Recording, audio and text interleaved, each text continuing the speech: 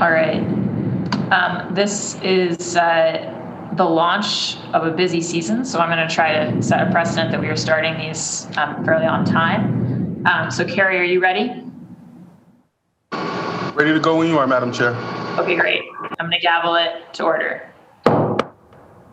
This hearing of the Boston City Council's Ways and Means Committee is now called to order. For the record, my name is Kenzie Bach. I'm the District 8 City Councilor and also the Chair of the Council's Ways and Means Committee.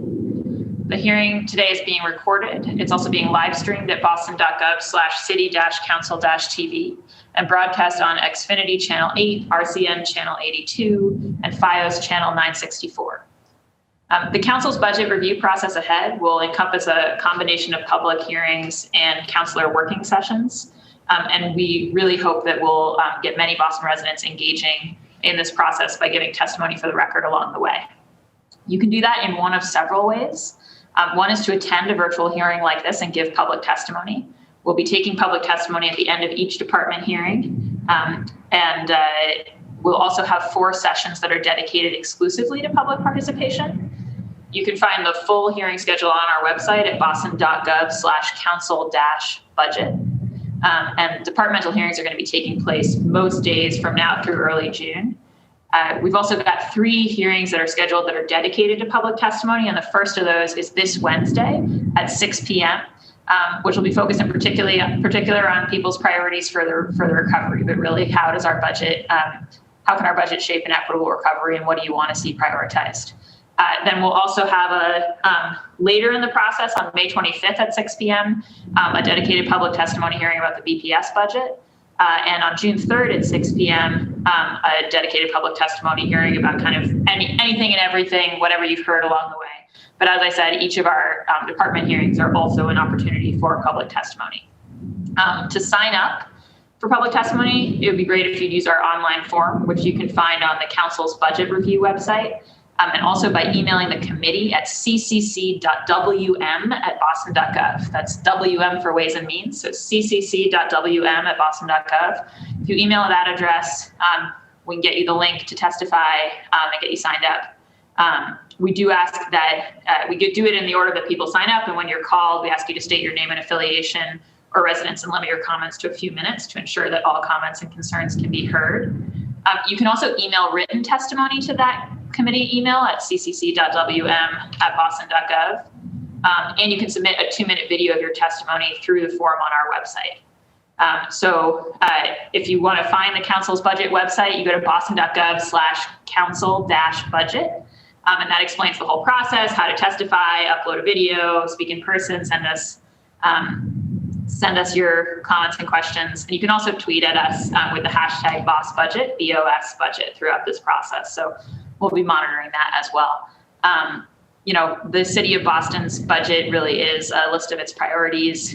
There's never been a more important moment than as we think about how to bring the city back from this really hard season that we've been in, how to use the federal money that we're getting responsibly, but also every one of your municipal tax dollars. And that's really what this process is focused on. So the budget was introduced back 10 days ago. We'll be having these sort of 6 weeks of dedicated departmental and public testimony hearings. Councilor working sessions will be focused on generating questions in advance of those hearings so we can have the most productive conversation possible.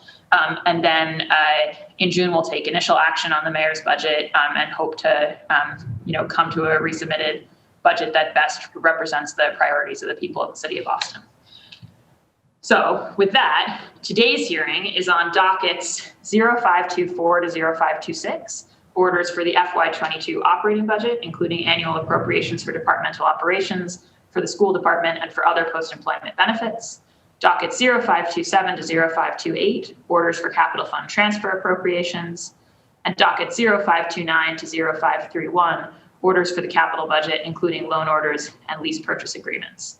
And today, as I said, is the first hearing. So it's really our budget overview hearing about both the budget itself and the sort of revenue projections that it's based on. And we're joined here today by Justin Sterrett, the Chief Financial Officer and Collector Treasurer for the City of Boston, and Nicholas Aranello, our Commissioner for the Assessing Department, Maura Zoran, the Assistant Director for Revenue in the Office of Budget Management, Jim Williamson, the Deputy Director of the Office of Budget Management, and Joanna Bernstein, Assistant Director, also for OBM. I'm joined here as well by my colleagues today. In order of arrival, after myself, first my Vice Chair for the Committee on Ways and Means, Councillor Anissa Sabi-George at large, then Councillor Michael Flaherty at large, Councillor Liz Braden, District 9, Councillor Andrea Campbell, District 4, Councillor Julia Mejia at large, Councillor Michelle Wu at large, Councillor Matt O'Malley, District 6, and also our President Pro Tempore, Councillor Ricardo Arroyo, District 5. And I know that in public testimony today, we'll also look forward to hearing from the Boston Municipal Research Bureau.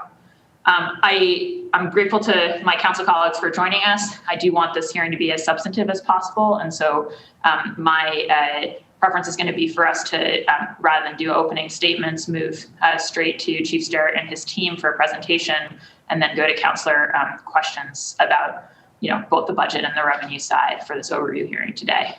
Before we do that, I just also want to flag for folks that if you're watching, if you're digging into the budget and you're trying to understand how to better understand it, what the materials available to you are, how to get your questions answered, we are doing a community working session today at 4 p.m.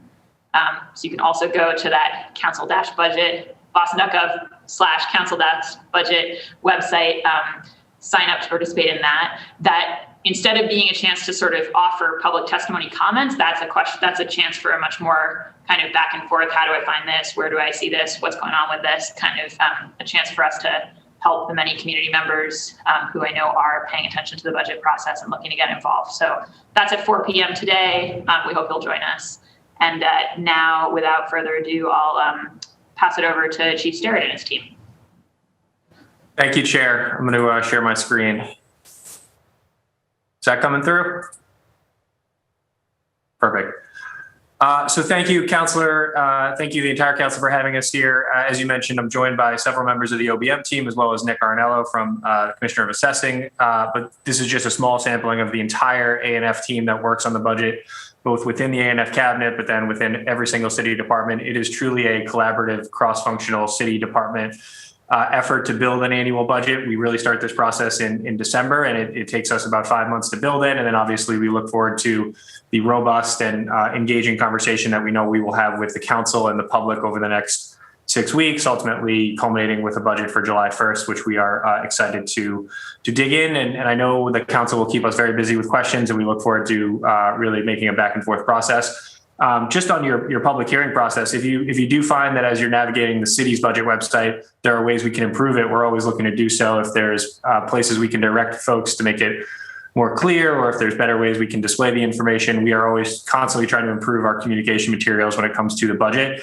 And thanks to a lot of work by folks on this call, but as well as many folks behind the scenes and our Do It team, we've tried to make the process more accountable and more transparent, and we put every dollar and cent out there through the open data portal. So we encourage folks to take a look at that as well. So without further ado, I will jump into a presentation. I apologize. You will only get to hear from me in the presentation. I'm sure you'll be sick of my voice by the time we are through this, but then everyone from both my team and Nick's team are happy to take questions at the end on any topic, whether it's revenue or spending. And then we look forward to both all the individual department hearings, but a very robust hearing on Thursday around the capital plan, which we will dive more into details with our partners in PFD and others. So I will get started.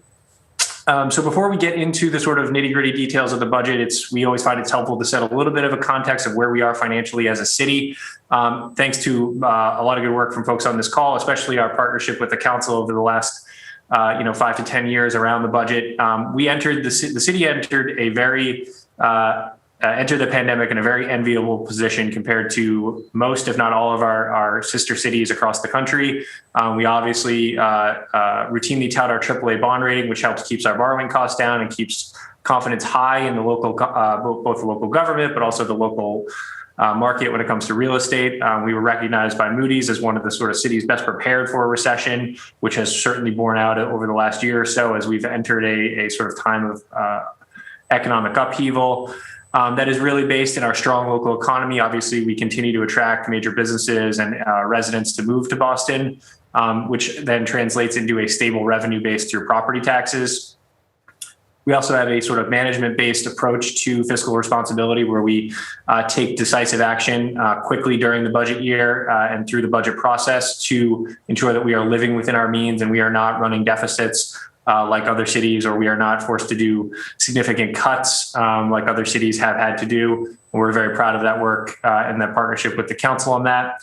And the FY22 budget really builds on that. I think we are fortunate in Boston to have entered and maintained a strong financial base in through the pandemic and coming out as we start to think about recovery. So we are not really starting this budget from where do we replace the services we've had to cut over the previous year. We're really trying to focus on how do we build back stronger, how do we build back more equitably, and how do we build back in a way that's going to make sure that we're investing in areas that are important to the public and important to the council and important to the mayor. So I'm really excited to just, talk about this FY22 budget. There's a lot that we're going to go over in the next couple weeks, but certainly in today's hearing, we're going to try to touch on all the major pieces that are moving and look forward to really a thoughtful, engaging process with the council. On the revenue side, we are projecting about $142 million worth of FY22 operating budget growth for next year. This is primarily based in two major buckets, the property tax bucket and the new federal funding bucket, which we will get into in greater detail. State aid is up modestly. Now, we built the budget based on the governor's budget that came out in January, and we will sort of be making adjustments along the way based on what the House and Senate do. And we look forward to seeing those numbers improve, hopefully, as we get through the state budget process. On the local revenue side, this is stuff like both excise taxes and parking fees, but as well as, some of the smaller stuff like 121A agreements and different types of fines and fees that we assess in the city. Those are going to rebound slightly, and we'll get into some more details about that, but we still think that they're going to be well below pre-pandemic levels. And then finally, this new federal funding, which we're going to spend a fair amount of time talking about today, both how do we use this money as part of the city budget, but then also how do we set up a transparent and collaborative process to decide how to use this federal funding with outside the city budget through grants and other public-facing investments. And we'll certainly dive into that a little bit today.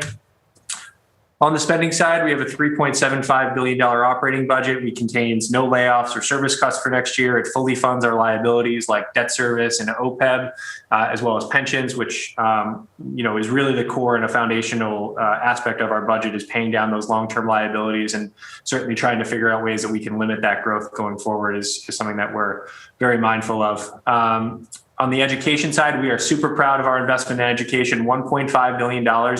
About $66 million of all the new money we are getting for next year, or we are projecting for next year, we're setting aside for public education through BPS and charter schools. And then finally, we have a suite of investments of about $40 million designed in Mayor Janey's recovery, reopening, renewal proposals for making the city of Boston more resilient, but also making sure we're investing in an equitable way going forward. And we're excited to talk through some of those investments as we really try to reopen the city in a meaningful way for residents. So starting on the revenue side, as I mentioned, it's a $3.75 billion operating budget. About 73% of that is going to come from property taxes, about 13% from state revenue, about 8% from departmental revenue, 4% from excise taxes, and 2%, relatively small portion, but a relatively large portion of the new money in non-recurring revenue, primarily through the American Rescue Plan, which we'll talk about in a minute. This is pretty consistent with how it's been, the trend lines have been going for the city over the past couple of years. Obviously, we have sort of seen some pretty significant declines in departmental revenue and excise tax revenue, which is going to naturally push up the property tax portion of the annual budget. Now, we hope that that'll even itself out as departmental revenue and excise revenue starts to come back over the next several years, but it's certainly created a one-time blip in a one-time sort of extra blip in property tax revenue as a percentage of the overall budget. It's also why we are sort of constantly looking at improving our collections around non-property tax revenue, whether it's advocating at the state for stuff like the Student Opportunity Act, which we were proud to sort of partner with the council on advocating for, as well as ensuring our departmental revenue and our excise tax revenue are collecting the full amount that is owed to the city, so that we can sort of diversify our revenue stream and we don't become sort of overly reliant on property taxes. Speaking of property taxes are slated to rise really through two fashions this year by about $82 million. The first is growth in the baseline 2.5% Prop 2.5 growth, which is consistent with how the city has treated baseline property tax growth over the last 30 plus years since Prop 2.5 was introduced in the 1980s. And if you have questions, I'm sure Nick from assessing would be happy to jump in and answer them. The other portion of property tax growth for next year comes from this slide here in new growth. And we wanted to spend a little bit of time talking about our new growth projection for next year. So obviously, we are projecting $45 million in new growth for next year, which looks like a considerable decline from previous historic highs, which it is. And there's really two reasons for that. One, there was obviously a tremendous economic disruption brought on by COVID-19 when it comes to both development as well as on the commercial side, but as well as development on the residential side. Different buildings were in different stages along the way. So that has an effect on how much new growth we're projecting for FY22, which looks at calendar year 2020, which was basically the year of the pandemic. The other major factor that is going into the new growth projections for next year is around the public health moratorium on construction that happened in April, May, and beginning of June of 2020. That has an effect on when projects got into the ground or how quickly projects were able to complete, which is going to basically push some of that new growth into future fiscal years as there were delays with projects either restarting or getting back to work. Now, we were proud and the city was proud to sort of get that construction work back up and running as fast as possible in as safe as possible a way, but it did have an effect on projects that were sort of in construction or about to go into construction and their delivery timeline, which was pushed out by a fair amount. I will just say that $45 million, while it is below the sort of historic highs that we've seen in the last 5 or 6 years, it is still a considerable amount of new property tax growth into the city. If you look back between the sort of 2000s and 2010 range, you see we never really got above $38 million in new growth. So $45 million, even adjusted for inflation, is still a record high in what would have been normally considered a good year for Boston outside of the last sort of 5 to 10 years, which have seen sort of really unprecedented growth in the city. Moving on to state aid, obviously, as I mentioned, the state aid budget or the state aid revenue budget for next year is up by about $8 million. This is primarily driven by UGA and education aid. Education aid is comprised of both Chapter 70 and charter reimbursement, and certainly areas based on the governor's budget, which were positive for the city as a part of the first year of his implementation of the Student Opportunity Act, but certainly areas that we hope we can continue to advocate for more funding from the state for both BPS and for charter schools. I'll quickly talk about the changing blended revenue. So I mentioned at the beginning, this is sort of the continuation of a trend line we've seen over the past 20 years where property taxes has grown as a percentage of the city budget. And other parts of the city budget, whether it's state aid or departmental revenue or excise taxes, have either fallen or sort of remained flat.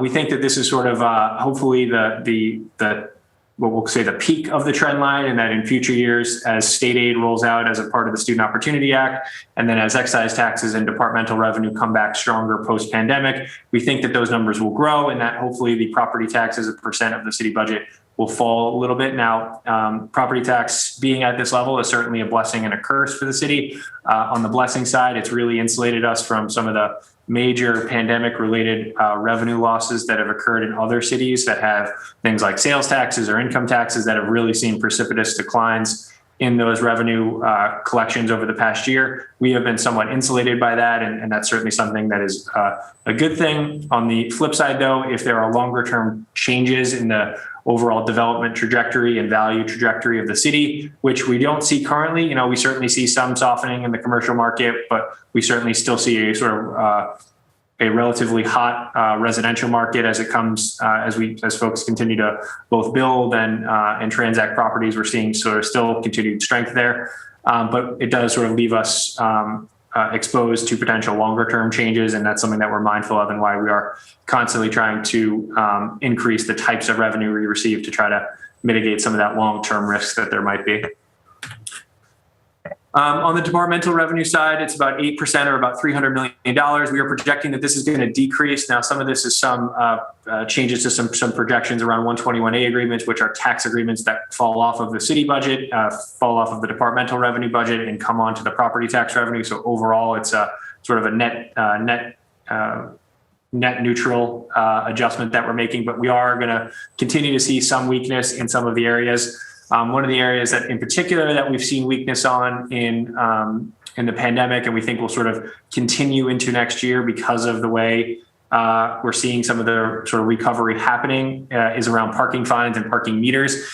While we think more folks are starting to drive into the city, we actually think that it's still going to be pretty considerably lower than what we were thinking before. So that obviously has an effect on both parking fines that were issued and will be issued going forward, as well as parking meter revenue. Certainly concentrated in many of our business districts in the downtown area.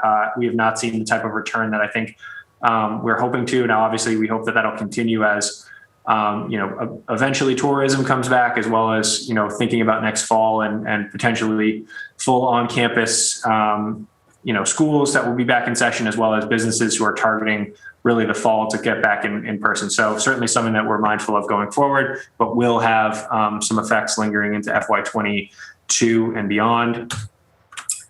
On the excise tax revenue front, we're projecting about 131 million, or about 4%. This is still down considerably from where we were pre-pandemic levels.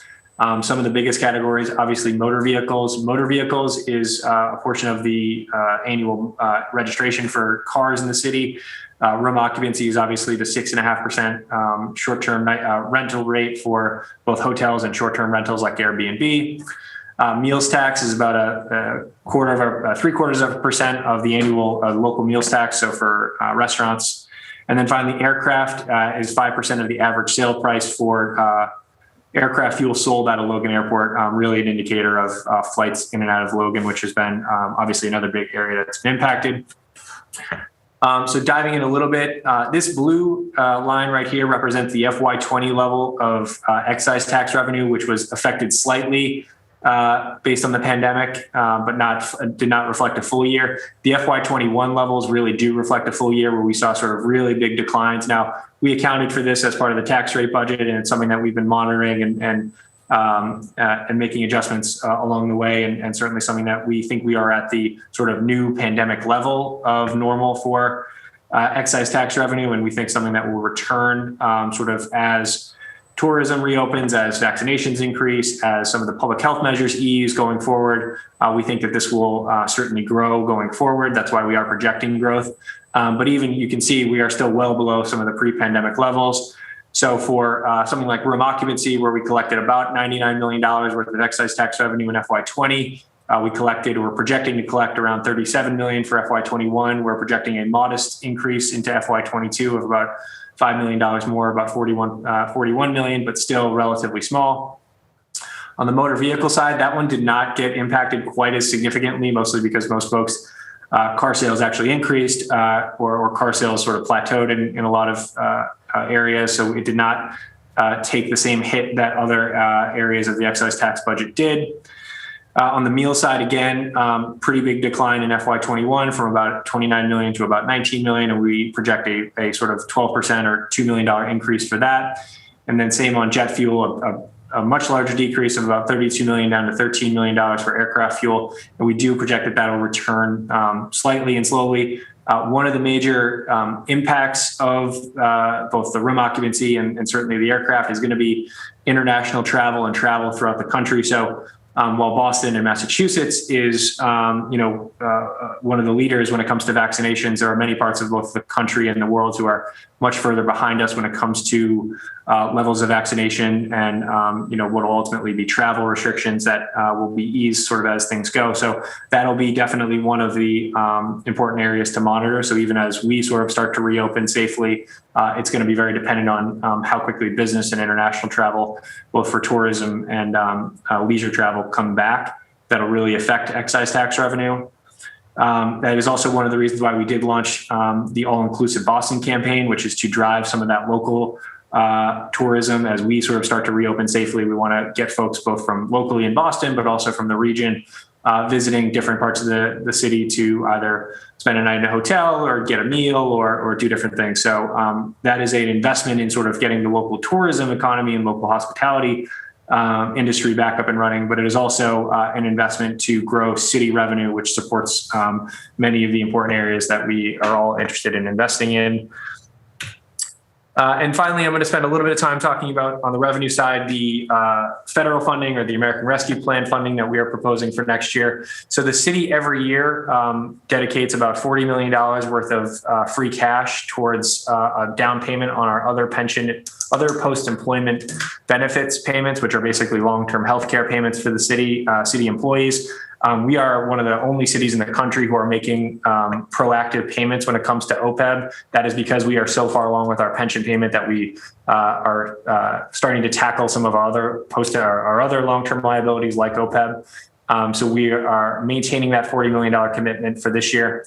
We're also proposing to use $50 million as part of the FY22 budget of American Rescue Plan funding, which we are still awaiting final award notification from the feds, and will ultimately be coming to the council with an appropriation or accept and expend order for the ARP money. And we look forward to having in addition to this conversation, a broader conversation about the ARP funding and our plans to how to use it. But as part of the FY22 budget, we are proposing to use $50 million, and I'll get into that right now. Before I get into that, I thought it would be helpful to kind of set a slate of what is all the federal funding that are out there. There's a lot of conversations about what this federal funding is. There's a lot of conversation about where it's going, how much the city is getting, what it can be used for. And we thought it would be helpful to set a little bit of a sort of a stage for what that looks like. So as obviously many of you know, the American Rescue Plan signed into law about 2 months ago, a month and a half ago by President Biden, included about $1.9 trillion and a whole host of investments in both individuals, those are your $1,400 checks, businesses, which is another round of PPP loans, and then aid to governments, both in fighting COVID-19 as well as starting to plan for recovery and mitigating some of the effects both on individuals but also businesses as COVID-19 begins to recede and we start thinking about a recovery. The pot of money that I'm going to be spending most of today talking about is that bolded pot of about $350 billion for state and local governments. So the city, and this is, there's a couple different numbers floating out there, so I thought I would clarify.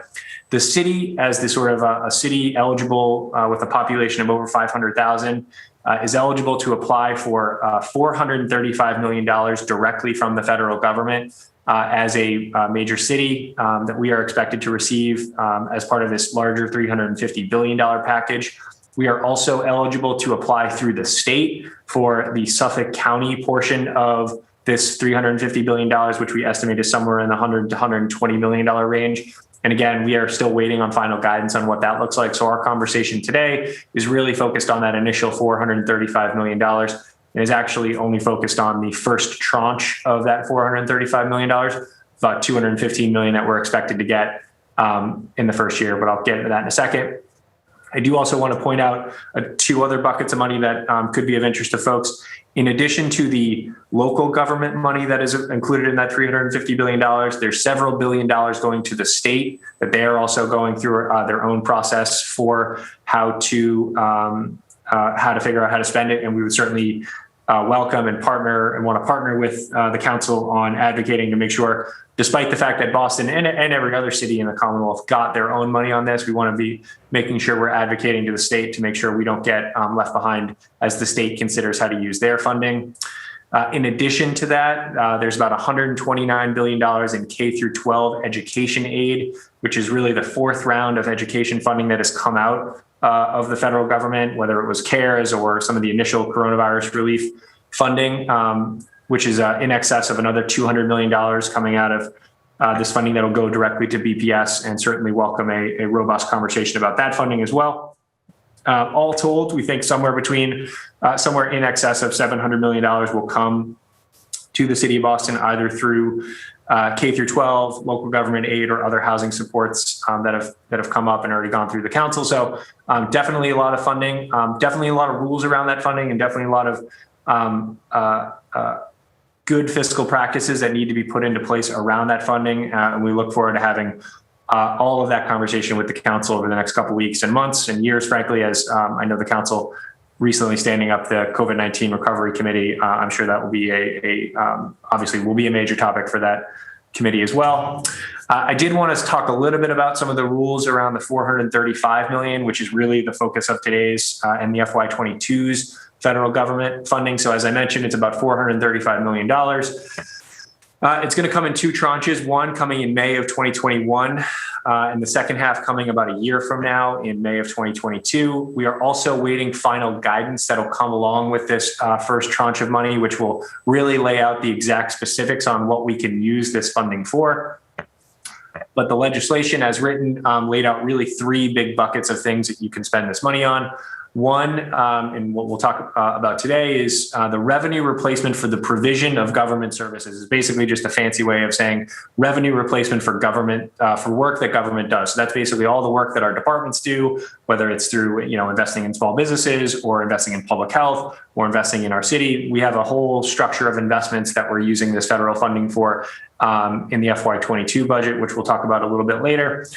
The second bucket is assistance to small businesses, households, and other hard-hit industries around economic recovery. So there will be a lot of conversation, a lot of work around how do we restart our small businesses, how do we restart our support our households and support other hard-hit industries coming out of COVID-19 that have been affected by the pandemic. And then finally, a slightly different bucket, but definitely something that's top of mind, investments in water, sewer, and broadband infrastructure. You can certainly see the need coming out of COVID-19 for continued investments in broadband infrastructure, and we look forward to having a robust conversation. I think there's certainly look forward to partnering with not a city governmental agency, but a quasi-city public agency and the Boston Water and Sewer Commission to talk about what type of needs they may have coming out of COVID-19.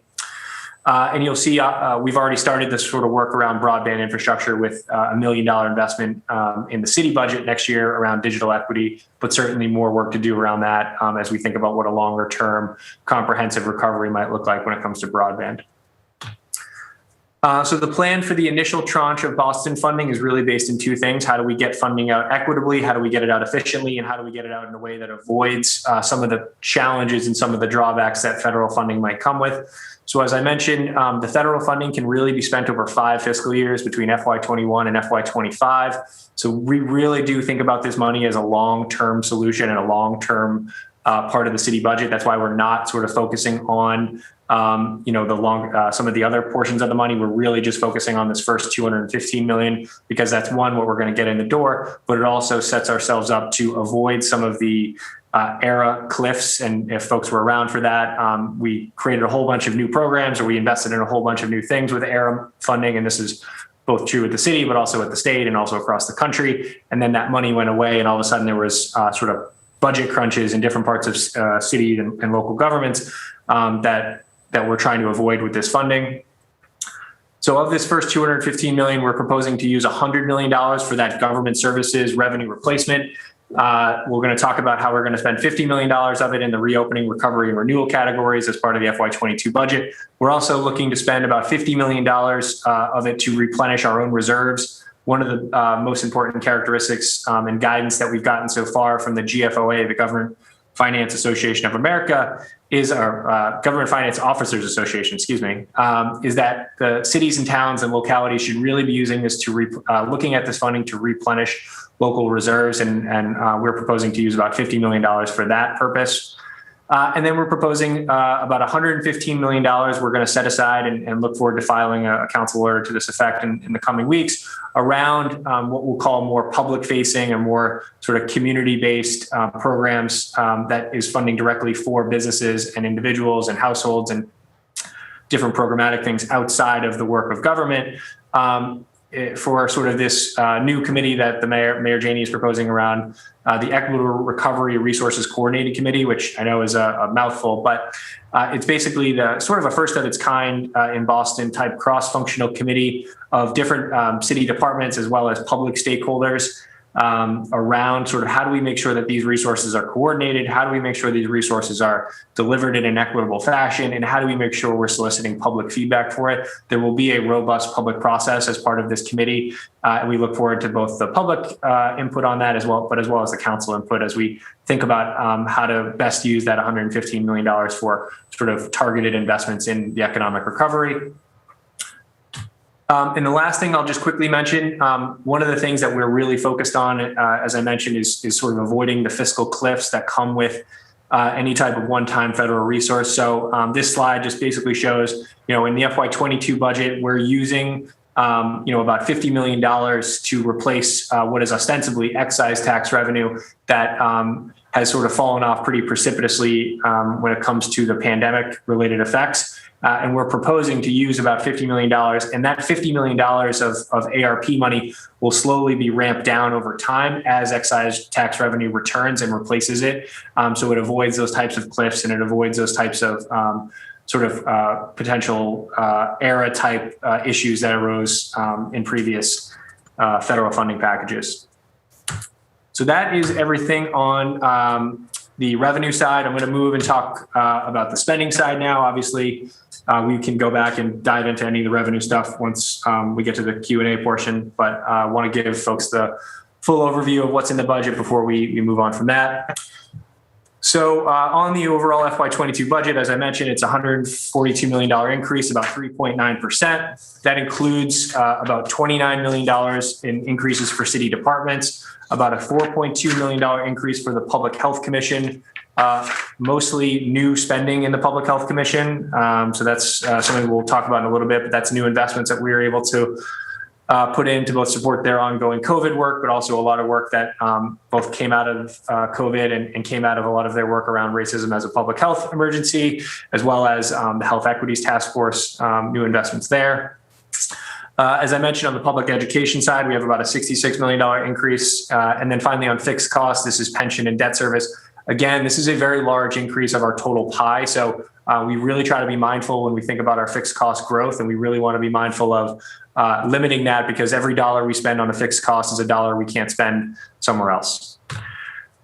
So just very quickly, high level in the overall pie of the FY22 budget, we're spending about 41%, as I mentioned, about $1.5 billion on public education, about 18% on public safety, which is fire, police, and emergency management, about 10% on other city departments, about 7%, $263 million on transportation, including our contribution to the MBTA, and then smaller portions on health insurance and fixed costs, both of which support all of the other areas of city government through employee benefits.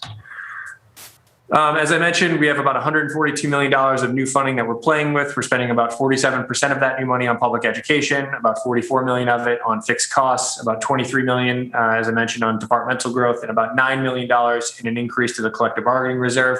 One of the things that is obviously an unknown factor at this point, but something we're obviously working on, is collective bargaining agreements for FY22 are unilaterally across the board in all parts of city government up for next year. We are in negotiations with unions who are open for negotiations. There are several unions who are open now, several more that are opening up as we get towards FY22. And that's sort of a little bit of an unknown as we think about 22 and beyond.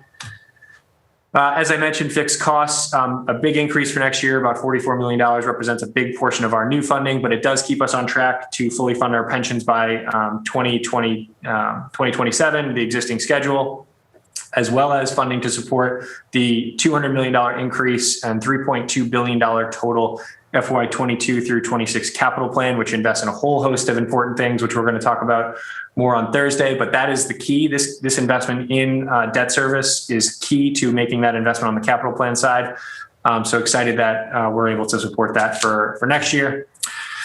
On the city departments, so this is just city departments, we break down the city spending in a couple different ways. Between personnel and health benefits, we're spending over 70%, about 73% on employee personnel, about 30% on contracts, about 8.4% on special appropriations, and other sort of supplies and standalone investments.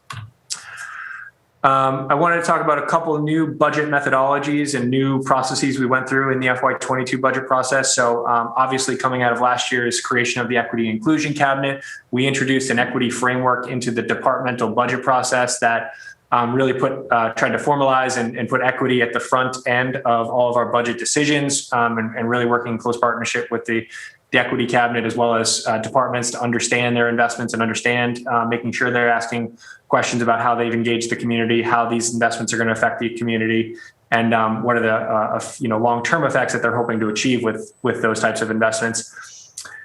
In addition to that, obviously equitable procurement remains a centerpiece of this budget. This was the first year of the inclusion of the equitable procurement plans with every single city department's budget. So that's something that we were excited to work with departments on, as well as Kevin Coyne in our purchasing department, to figure out what were the major procurements coming up and how can we focus on targeting improving the equitable procurement practice of the city.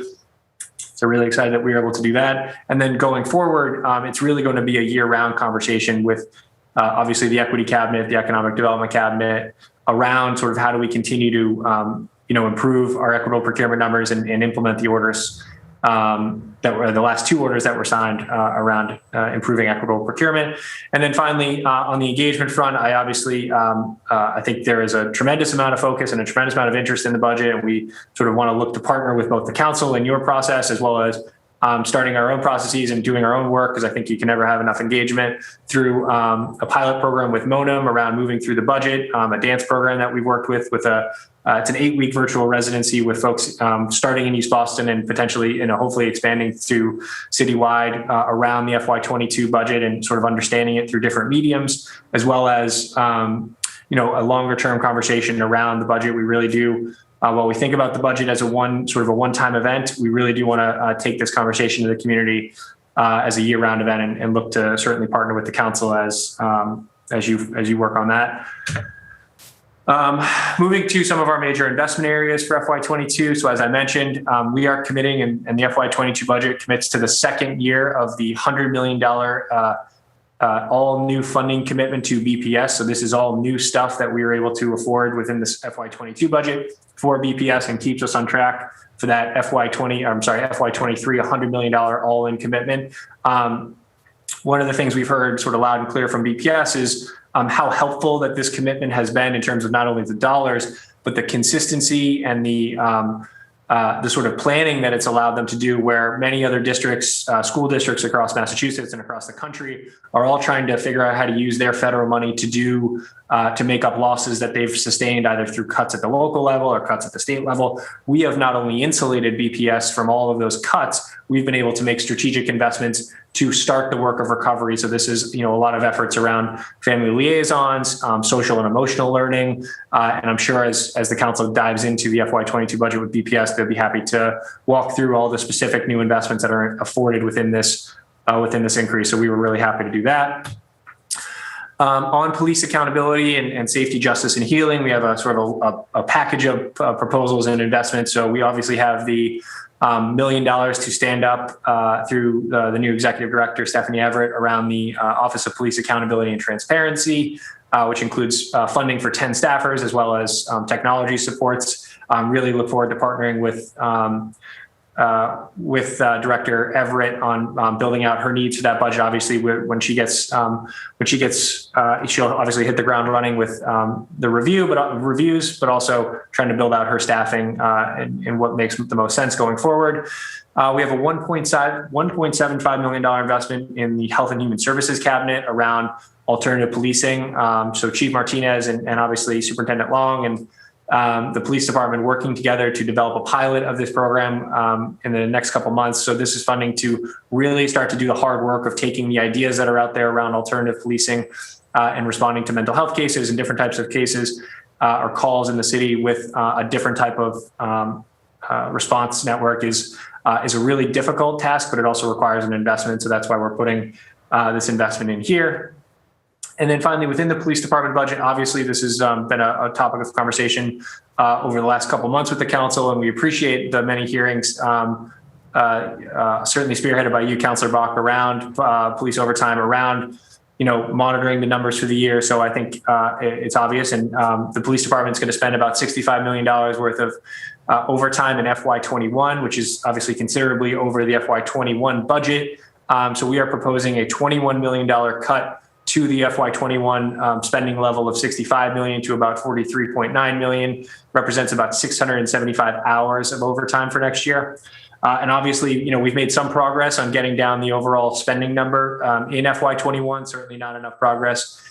So we're trying to make some investments to go along with this cut to help achieve those that reduction. That includes growing the size of the sworn force by 30 officers and 2 full police classes for next year, starting in June, this upcoming July and December, to get more officers on the street, as well as increasing the cadet class from 40 to 60, as well as an investment in the medical triage unit, which includes doctors and clinicians, which is super important to getting officers who are on medical leave, either the help and medical attention they need, or getting them back to work so that they can help work on the overall overtime number. So good investments on the overtime side, as well as trying to get that number down, as well as about $1 million investment in racial equity training. One of the major recommendations of the task force from last year, the police task force from last year, was around training. So there's $1 million investment in that as well.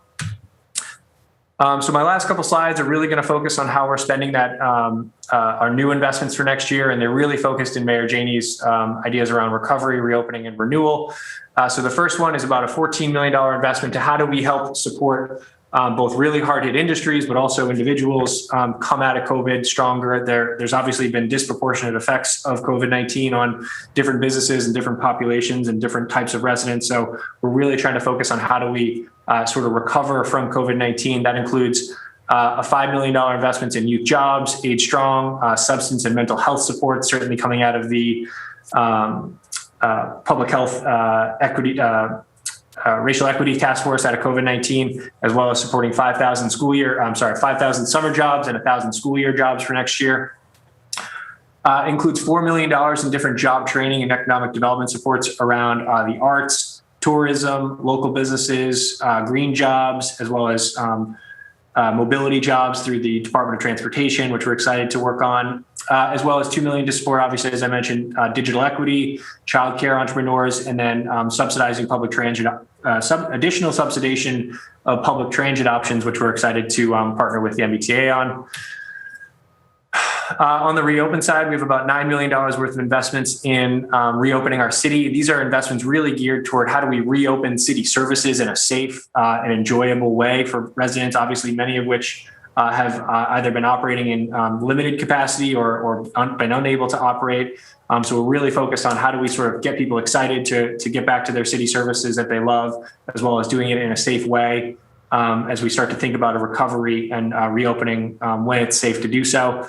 So that is $2 million to expand programming in a whole bunch of different departments, but that's arts, including dedicated funding through the Strand Theater for programming there, expanded programming in the Parks Department, BCYF, including waiving membership fees going forward as part of BCYF to not only break down barriers to entry, but also making sure that we're getting folks back to BCYF centers in a meaningful way.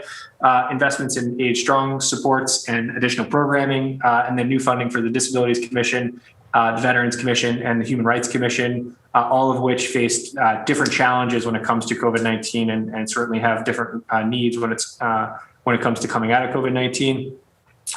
We have about $1.5 million to reopen civic spaces safely. So this both includes city buildings and making sure that we're doing so in a way that's safe and but for both residents and visitors, but also our staffs to make sure that they're fully secure when it comes to reopening buildings, as well as $1 million of that funding for a safe and effective and robust voting apparatus for FY22. So there obviously will be an election upcoming, and this will ensure that we have the same levels of expanded mail-in voting and early voting that we had for last year's very successful election in terms of turnout. So we're excited to support that. And then additional $1 million to continue some of the technology and service city service delivery that we're able to provide as part of the existing COVID-19 response. We obviously had to transition many of our efforts to either online or digital or through different web portals. So and some of those things are good things and we want to keep going forward. So that required about $1 million investment to maintain some of those services into FY22. And then finally, we have about $16 million to how do we renew and really come out of COVID-19 to think about city government differently, think about our investments in local neighborhoods and businesses differently. So that includes about $5 million for new housing and homelessness supports, as well as expanding housing opportunities in all different types of income levels across all neighborhoods, including individual support for commercial tenants as part of housing projects, which we're excited about. As I mentioned, we have about $5 million to not only fund the new equity inclusion cabinet, but also obviously support OPAT and different alternative policing practices, including the new pilot. And then $2 million investments across a host of different departments as we think about post-COVID-19 recovery and renewing and coming back better, investments in climate and equity and technology. So I will mention more about this on Thursday at the hearing, but the FY22 budget website is now live, where you can go in and see the capital maps feature, where you can go in and see all the new capital projects and existing capital projects for FY22 through 26, as well as obviously take a look by neighborhood. And then would certainly encourage everyone to go to the FY22 budget website, which includes a whole host of written materials, as well as the PDFs of the budget book itself, as well as a link to the open data portal where you can download and sort of dig into the details of both the operating budget, the capital plan, and the revenue budget. So with that, I will stop talking and turn it over to the council. And I just want to again thank the entire OBM staff who works tirelessly all the time, but in a COVID environment with, obviously doing remote, coming in the office partly, unable to gather and really bring together some of the natural friction and fun and energy that comes from building a budget when you're all in the same room. We're able to produce a really thoughtful and meaningful budget in a time when I think I certainly agree, Councillor, the stewardship of public resources, especially coming out of COVID-19, is especially important this year. Not that it's not important every year, but is very vital. And I really want to thank the budget office, the entire A&F cabinet, the mayor's office, and all the city departments and their A&F folks and department heads and cabinet chiefs for a really collaborative process, and look forward to both your questions today, councilors, the follow-up questions when it comes to the written materials, as well as the 30 or so hearings over the next month or two, and having a really good dialogue. And with that, I will stop sharing and turn it over to you. Great. Thank you so much, Chief Sterrett. Thanks for the thorough presentation, both for us and for members of the public, which I think is important at the start of, as you say, what's going to be a long process. I think I'm going to mainly defer my questions to the end in the interest of colleagues. I just, one question and one comment. I think it's I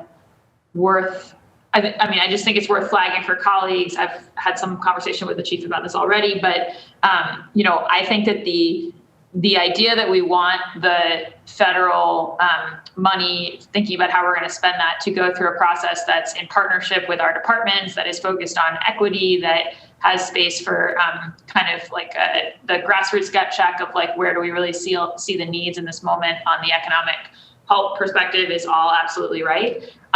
I think we can pursue all of those things without moving into a framework that removes the council's sort of democratic accountability piece over that money.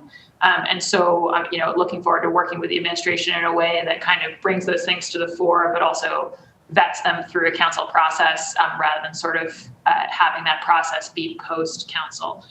So I think we'll have more conversation on that in May, but definitely appreciate the budget office's partnership on that. And then I guess I wanted to ask, and it would be fine, Justin, if this just turns into a follow-up, but you referenced kind of adding an equity lens to the budget this year. What are the actual tools of analysis or sort of frameworks that were used to do that? Sure. So it's obviously an evolving process, and one that, I think we've done a very diffused level of equity review, where a department will say, and I think the streets department does a particularly good job of this, where they go neighborhood by neighborhood, sidewalk by sidewalk, to really put an equity lens on all of their investments.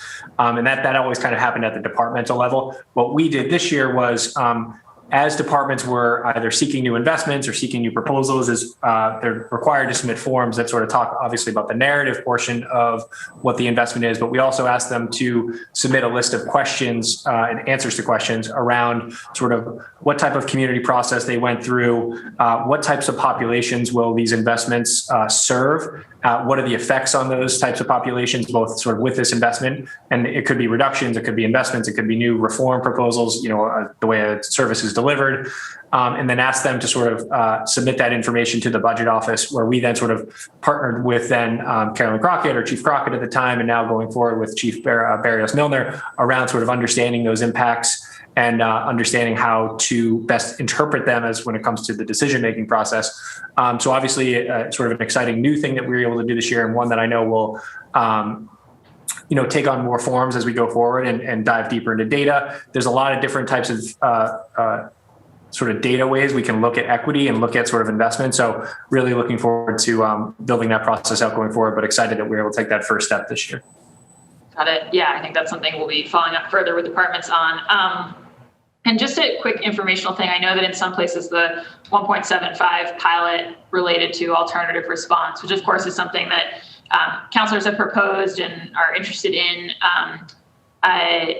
There was a 90-day number attached to that at some point, and I wasn't sure, and you mentioned it again a few months today, and I was wondering, is that 90 days from July 1, or is that 90 days from the April announcement in terms of design, or what was the thought there? I think it's 90 days from the announcement, which would put us sort of into the July, August timeframe, I think. But basically, the 90 days is more related to Chief Martinez and the police department working together to come up with a proposal. I think we're obviously they're going to have a community process and understand the impacts of it. And then hopefully as we near July 1, that both that process as well as the budget process are syncing up so we can launch it later this year. Okay, great. All right, I think I'll defer further questions from me, go to colleagues. I want to note that we were joined, actually, just after I had done the list, we were joined by Councilor Frank Baker from District 3 and also by Councilor Ed Flynn from District 2. So grateful to all my council colleagues for being on today.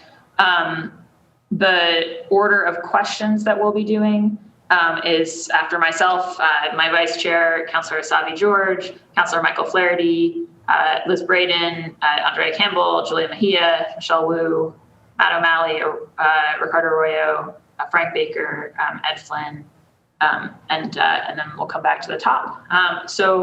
Again, I would just encourage colleagues. Obviously, we're going to be in the weeds with each of the departments. So if you have a super in the weeds with the department question, maybe save that for one of the other 35 hearings. But of course, like Chief Starrett and his team have been over all of this on both the budget and revenue side. So, any questions, fair game. I will be running a timer, and as with the past, I'll hold up my gavel when you're getting close to the end, and then you'll hear the timer go off. So thanks so much. With that, Councilor Asavi George. Thank you very much, Madam Chair, for leading us through this process and setting such strict guidelines and rules. I think that we're off to the right start today. And I thank the administration for their continued work on our city's recovery and ensuring continued stability, especially continued financial stability. As an at-large city council representing the entire city of Boston, I use this budget season to assess and make improvements on how the city is responding to the needs and issues of all of its residents. As chair of the Education Committee and Vice Chair of this committee, Ways and Means, as well as Public Health, it's incredibly important. It's an incredibly important responsibility to ensure that our city is financially responsible and thoughtful with our spending. As an elected official, a mother, a former teacher, and a small business owner, I've reflected on my priorities and the priorities of our work as an office. I'll highlight some of the things I'll be advocating for throughout this process, looking at the FY22 budget, and also note that I've submitted a letter detailing some of this, or in greater detail, to the administration with a list of those priorities. But a few of them that I'll be looking forward to seeing through. We've seen some of it highlighted in today's hearing, and certainly as we get into the weeds, as Madam Chair Bach has mentioned, we'll go through it in greater detail. But I'm looking forward to seeing federal money being used to support some significant public health efforts, especially around the work at Mass and Cass and those dealing with homelessness, substance use disorder, and mental illness. I also want to make sure that we are very directly supporting our small businesses through some grant work. I'd also like to see an increase in funding for the Mobile Sharps team as we continue to see increased impacts of improperly discarded sharps in our neighborhoods and across our city.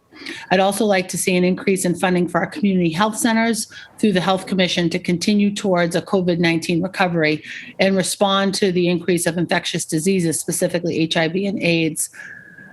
We'd also love to see, and this has come up over this last year through some of our work around the opioid crisis and homelessness and mental health illnesses that many of our unsheltered residents are facing. But I'd like to see an additional investment to increase the capacity for Boston EMS's Squad 80 team, as well as some of the other outreach efforts that are happening across our city's agencies, as well as the BEST team, which was, I'm grateful to see that investment of $2 million will continue through this year as we've slowly been increasing the size of and the number of co-responders working with Boston Police, both as co-responders and more proactive efforts.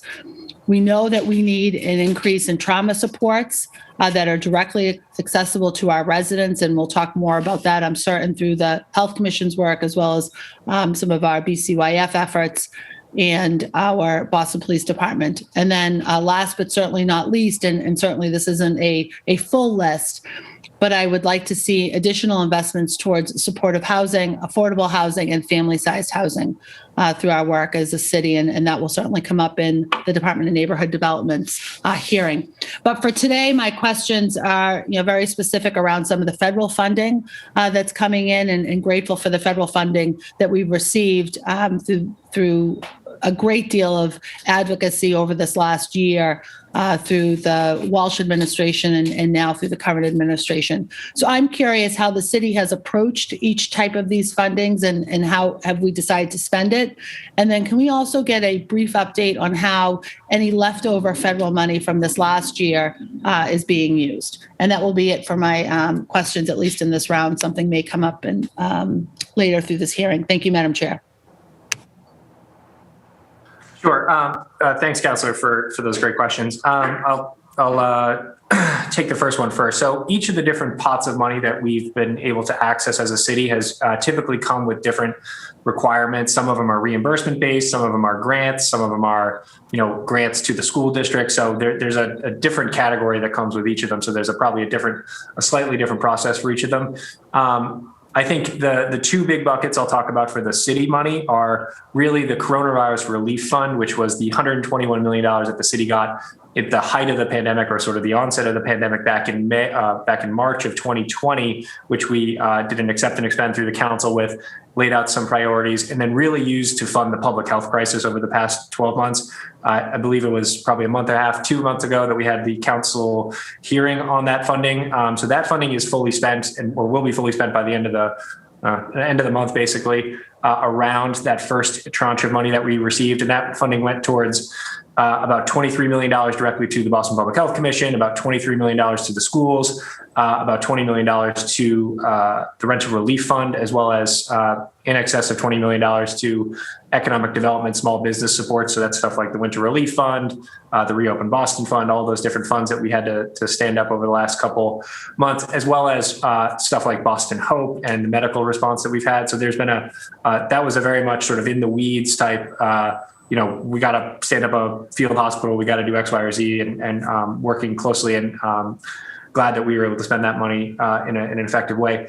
For this second tranche of money, the American Recovery Act money, we're really trying to be thoughtful about it. We're really trying to do two things. We're trying to make sure we're using it in an efficient way. So that's why we're standing up this committee to sort of do a lot of this cross-functional collaboration between schools and us and public health, and identifying many of the needs that you raised, I think, as top priorities for investment, and look forward to filing that order with the council once we receive word from the feds. I know there's been a lot of speculation about how much we're getting and what we can use it for. We still have not heard directly from the feds on when this money will come. We think it'll come in May, and we are waiting final guidance. So that'll really dictate, I think, the final approach. But we did want to make sure that we were reflecting it in this year's budget. That's why we have sort of some meaningful investments in the 22 budget using this money, as well as setting up a public process around how to make decisions on it going forward. And we look forward to partnering with the council on that as we think about the next year. There is a whole bunch of other pots of money around schools and rental relief that I know either will have conversations or have had conversations. I know the council has had several hearings around the D&D funding for the rental relief fund. Excuse me. And, I think that there will be separate processes set up both either through the school committee process or this process, depending on the sort of owner of the fund at the end of the day. Great. Thank you very much, Madam Chair. Appreciate the time. And Chief Starrett, thank you very much. Great. Thank you so much, Councillor Asabi George. And I'll just say that, 1 second, my timer's about to go off. I'll just say that certainly, although there is not an appropriation order that comes through council for the school money, that we've been clear with BPS, and we'll be clear throughout the process in the weeks ahead that we do expect to be having a conversation about how BPS is using that money. And I think in addition to the 200 odd million, right, Chief Starrett, that you mentioned, there's also ESSER funds going back to the December bill that I think have not been allocated by the school department yet. Is that accurate? They have outlined some plans for some of the money, but I do think there's ample conversation to have around the rest of it. Yeah. So I just want to assure everyone that we will be doing that as part of this process as well. Next up is Councillor Flaherty, and then it'll be Councillor Braden. Thank you. Thank you, Madam Chair, obviously, and good morning to Justin and his team. And Justin, at the onset, there's no way to sugarcoat the property tax increase to the residents across the city who are struggling, obviously, themselves throughout the pandemic, and then to get hit with that. For some, it's been devastating. So I know that I saw your slideshow presentation. I'm like, so there's no way to sugarcoat the increased property tax across the board. Folks are outraged and obviously bewildered as to why they would receive such a hefty increase when we're in the middle of pandemic, et cetera. So that part continues to and will continue to dog us throughout the budget process and beyond.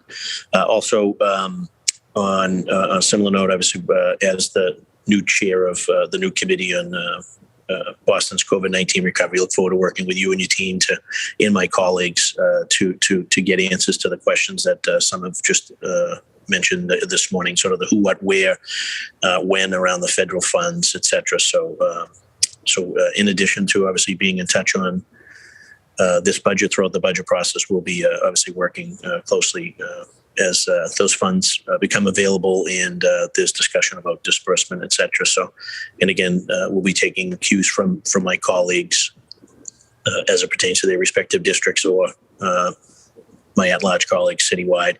And just want to sort of do a quick rapid fire. I think my main concern obviously around making sure chiropractic services are added to the formula. That should not be a bargain for issue. We should use the strength of our numbers, if you will, with the insurance companies and demand that be part of it to reduce healthcare and copay costs, to reduce doctor visits, and also to get folks back to work sooner and make sure that there's not a path of opioid and or significant time off from work when with the simple adjustment they could be back to work in a relatively short period of time. We have a fiscal responsibility to the taxpayers. We also know sort of the lost man and lost women hours that goes into on-job injuries. And it should be something that we as a city are dictating with respect to the insurance companies, not throwing it out to the individual bargaining units, asking them what they think, because at the end of the day, they're always going to take increased wages and or they'll have a laundry list of other things that may take precedence, but we have a responsibility to reduce those costs and to get folks back to work as quickly and as safely as possible. And that will do just that. So look forward to a response on that. And then some rapid fire capital funding, obviously support for Vision Zero initiatives across the city. We've heard concerns about the Octopus intersection. That's the 5-way intersection, particularly over in Rosendale, Cummins Highway, Canterbury Highway, ALH, so American Legion Highway, capital funding for climate-ready initiatives. And then from the operating budget, funding for our public safety departments. I got to get a better sense around the department's hiring efforts to keep up with attrition. Got to get your sense around the strategy to reduce the overtime budget, and obviously how can we shift our spending.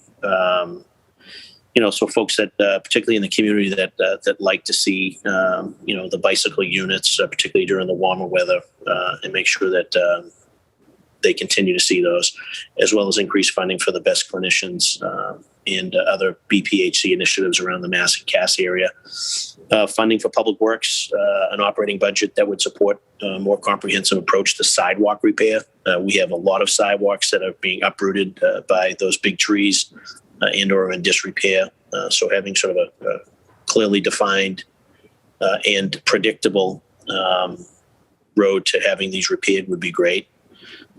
Funding for inspectional services, particularly all of the ZBA reforms that have just been implemented, as well as funding for more inspectors and additional resources for the short-term rental issues that we continue to still deal with as a city, and also funding for to support the needle cleanup routine maintenance in and around sort of the high traffic areas, particularly in our parks and playgrounds and ball fields where people still continue to see discarded and used needles, syringes, etc. So we also need to talk about the digital infrastructure. How can we support the transition of city services online? And is there, funding budgeted for this in this fiscal year? The Tech Goes Home program. We saw firsthand the digital infrastructure and digital divide that we experienced as we were ramping up ourselves with Zoom and trying to engage the public across the city. So BPS funding, obviously looking to funding that will go towards a more transparent, sustainable partnerships that can reduce learning loss and support students that were disproportionately impacted by COVID. Getting folks back up to their grade level would be, I think, an important priority. We're in a global economy. We're competing with folks not only in surrounding communities in our own state, but around the world. And that loss, year of academic loss is going to be, we're going to sort of pay for that years down the road if we don't jump on this and get folks back into the classroom, and more importantly, get them caught up. Obviously, the FinCom, we talked a lot about that last year and the need to increase funding for FinCom so they can expand their overview. An Office of Food Access, increasing operating budget to support additional staff to give us the ability to deal with the food insecurity issue. So that's sort of a laundry list off the top of my head as we're sort of stepping off with today's budget. Again, look forward to working with you, Justin, and your team on budget issues as well as our COVID-19 recovery, and appreciate whatever you can address in the short time that we have. Sure. Thank you, Councilor. A lot of shared priorities, I think, both in the budget and look forward to talking about them. I'll just highlight two quick things. One, in my new capacity as CFO, happy to partner with you on the chiropractor issue to talk about what that might look like. And then the point you raised around needles, both you and Councilor Sabi-George mentioned, there is a $500,000 investment within the Public Health Commission of new funding, of which about $375,000 is for the Community Syringe Program, which is a new program of actually investing in or paying for folks to turn in needles that they may find or they may have, or they may be sort of in contact with. So we think that both not only is a public health investment, but as well as certainly will help with some of the issues around discarded needles that I know is top of mind for many folks. So definitely some good investments there to help to start to address that, as well as what we imagine will be additional investments through the federal funding around public health and certainly Mass Cass, that whole area. So definitely look forward to partnering with you on all the issues you outlined and going from there. Great. Thank you so much, Chief Jarrett and Councilor Flaherty. Next up is Councilor Braden, and then it'll be Councilor Campbell. Councilor Braden? Thank you, Madam Chair, and thank you to Justin and all of your team for producing such an incredibly comprehensive and well presented budget outline this morning. A few questions. I was wondering about pilot payments. I know it's a voluntary program by our nonprofits. Have we seen are we expecting to see a drop in pilot payments, or how much will we expect to see from pilot? I had a question about youth services and youth workers we have two large housing complexes in Alston Brighton, and we're really struggling as our youth are getting into trouble because we do not have programming for them. And I was wondering about just actually targeting youth programming and funds to help support those youth. They've had a really traumatic time during COVID, and we really want to hold them up and advocate for good services to help them, get back on track after this time. The big £800 gorilla in our neighbourhood is the Jackson Man Community Centre and School Complex. I was down there last week for a vaccination clinic and realized, this is an essential piece of our infrastructure. It's the only community centre in our district. It is the polling station for 5 precincts. And when there's an election, people are queued down the road. I'm really concerned that we're not actually, and I'm going to get into the weeds with this when we get further down, but because it's sort of an intersectionality between BPS and BCYF, and facilities, it's a complex situation, and I really hope that we can have a very robust conversation and a plan, because if we don't want to leave it to July 22 when the doors closed to say, okay, now we'll start planning. We need to start planning now so that we have alternative accommodations identified and adequate resources earmarked to make sure that we have a smooth transition and that we don't drop the ball on this. The community centre is a emergency heating and cooling centre. It is a polling station.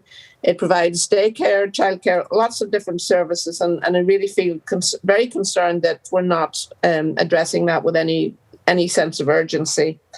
I had a question. I want to echo Councillor Flaherty's concerns about the reliance on revenue from our real estate taxes. Many of our folks have really felt the impact of the big increase this year, and really that sort of brings us back into the pilot payments and other sources of revenue that we can tap into to decrease the burden on our homeowners. And I think that's really about it. I'm going to get into the weeds a lot more when we get into the departments, but those are some big concerns from my district. Thank you. Sure. Thank you, Councillor, for the questions. All good topics for discussion in the future, but I'll try to touch on each of them very quickly. So within the capital plan, we do have some additional funding for the Jackson Man, both community center and the long-term plan for the building itself. So definitely look forward to, that's just the money side of the equation. We certainly need to have a robust community-based conversation about the future. So I defer to BPS in that conversation over the next couple of days.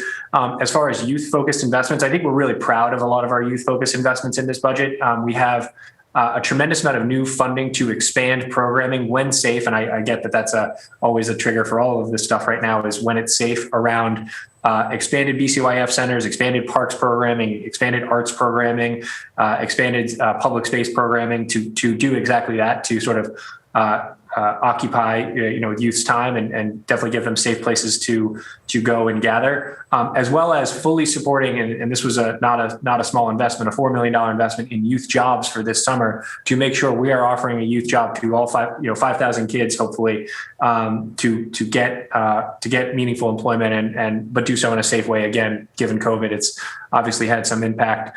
And then on the pilot side, so we're projecting sort of revenue to be maintained between 21 and 22 to sort of the same amount that we expected this year. I will defer to Nick Arnello to talk a little bit about the pilot process that's kind of going on right now, if he's available for that.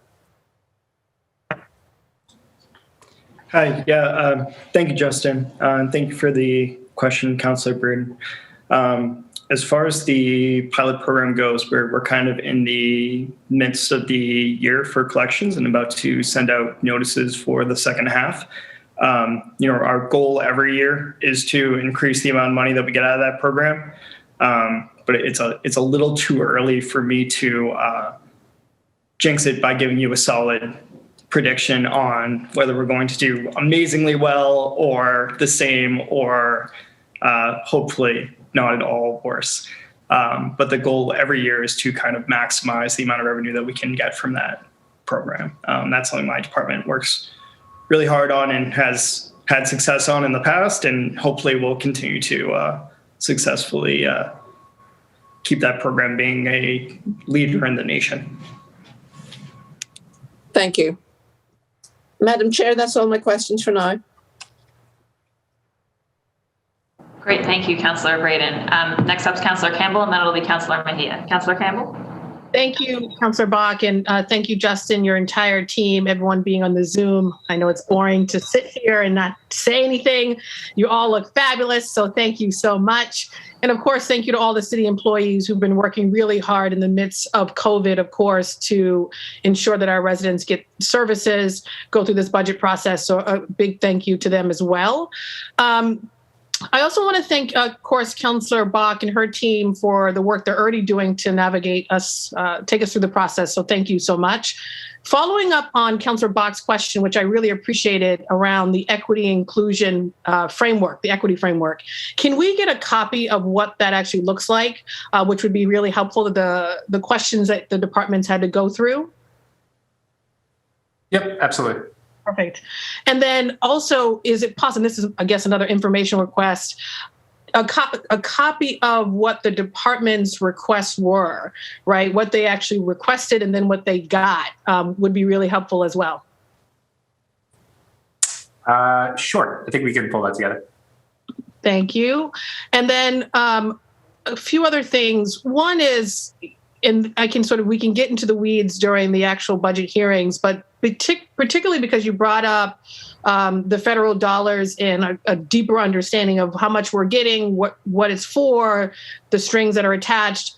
Is there a number right now as to what Boston Public Schools is specifically getting in terms of federal relief dollars? And if so, what is that amount? Sure, I certainly defer to them. They're a little bit closer to the pulse when it comes to that, but they're getting about $120 million from the December federal package, and that was December 2020. They're also going to get sort of in excess, and I don't have the number, but it's in excess of $200 million in the most recent ARP, American Rescue Plan funding as well. So I think all told, they're probably north of 350, something like that. But I'll defer to them. They're closer to the federal grant process for their programs. Very helpful. And then one big question is, as you can imagine, there are more and more articles. There was one just this last week on the vacancies in the city, particularly how high our vacancy rate is. What do you anticipate, just from your department, the effect that will have on property, taxes, revenue? Of course, I share the concern of council colleagues with respect to homeowners who, of course, are bearing the brunt of many of these property tax increases. And I'm working with Councillor Bach, Councillor Flynn on responding with some solutions with the state. And we had a very robust working session on this, along with our commissioner, Nick, of course, as well. So I'm just curious, though, given all of these articles that are coming out and folks, left to go to the suburbs, I think they'll be coming back to the city of Boston, of course. But how is that going to affect some of our projections in the future and just our economic situation going forward? So I'll do high level, and then obviously Nick jump in. So what we always try to frame the property tax conversation in sort of what's in our control and sort of what's not in our control. So the things that are in our control, we're going to maximize the residential exemption for next year. We're going to maximize the shift between commercial and residential. That means sort of we shift the entire, or as much of the responsibility from residents onto the commercial side as possible, which obviously has its own sort of drawbacks to your point around the vacancy issue. The important thing to remember, though, is Boston is considerably below our 2.5% threshold. So you can raise property taxes by 2.5% every year, but you can only raise it up to a 2.5% ceiling of all the value in the city. So the city has seen a tremendous growth in value since the early 1980s, or early 1990s, of about 8% annually. But we've really only increased that levy by 2.5% every year, because we're not like other communities who do Prop 2.5 overrides or anything like that. So I think that, while yes, we sort of echo the concerns, and we are, working within what we can do for sort of a residential exemption and try to keep those taxes down. We are sort of guided by state law. So I think we are trying to work within that and look forward to partnering with you, Councillor, on what a state solution might look like. Nick, anything else? I'm sure you could add a whole bunch on values and other programs. Thank you, Justin. That was a very solid overview, and thank you for your question, Councillor Campbell. To Justin's point, purely from a revenue perspective, the vacancy isn't going to impact the amount of money that the city is going to collect through property taxes. What it potentially impacts is the value on individual properties. And there's really a lot of different factors that kind of go into that. One of them is timing because of the weird way that property taxes are structured. One of them is also, just because a space looks empty doesn't necessarily mean that it's not producing rent, in which case it wouldn't be considered vacant from a valuation perspective. And so there are a few different pieces that come into play. But as Justin mentioned, and I know concerns about many of the councillors have raised about the impact of property taxes upon our residents and the work that the city has historically done, and I'm sure will continue to do to try and lessen that burden by utilizing the residential exemption program, by utilizing the personal exemption programs that we have available, the deferral programs, and also the classification shift, all of which,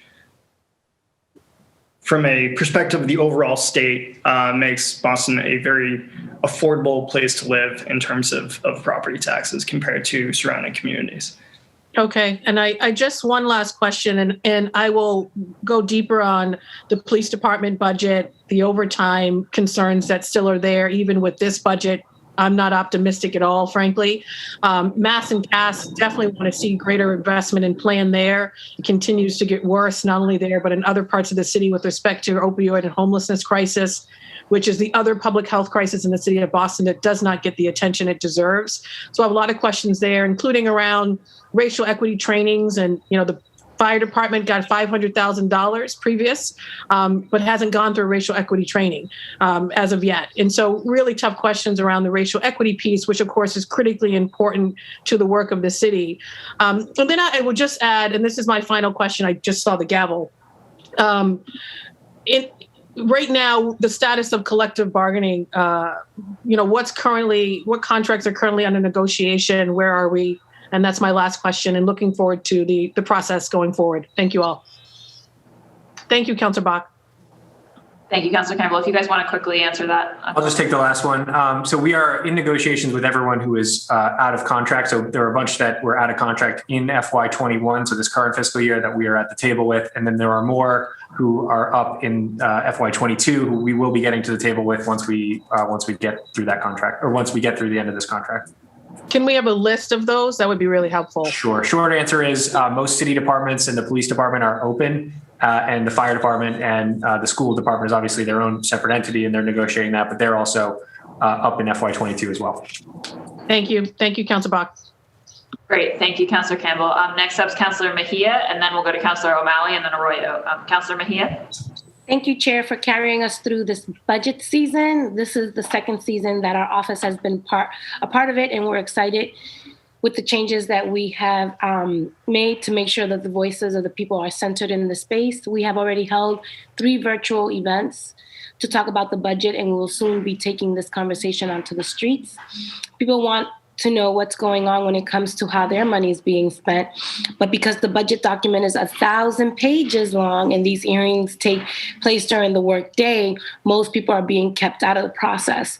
This budget season we'll be fighting for what the people put us in office to demand. And this includes more funding for ELLs and special education, municipal broadband, and reallocating public safety funding towards youth jobs, meaningful civic engagement, and all decision-making processes, and mental health and wellness. Excuse me, as I choke. So there's a few questions. We want to make sure that these hearings this year will help us bring more people into the process. Oh my God, I'm getting all choked up. How is the administration planning to show up in this space in ways that people will actually understand? And that gives us as the council the ability to get most of our questions answered. I'm curious to learn a little bit more about the property tax generated from the tangible personal tax for things like barbershop chairs. How much money does the city take from this specific area of revenue? And how is this assessed, particularly for those who didn't receive, who didn't reply to the notice? I'm just curious. I've gotten some questions about that. The budget presentation stated that there's a 21 million cut in police spending, but last year the police were only budgeted for 404 million, meaning that we went over their allocated budget. My question is, will the BPD go over their budget for FY22? And if that's the case, how can we use our budget book to more accurately reflect what that process, what the proposed is needed? And has the administration been working with the city police? Actually, I'm curious, has the administration been working with the city's police reform task force to make decisions around OPAT structure, executive leadership, et cetera?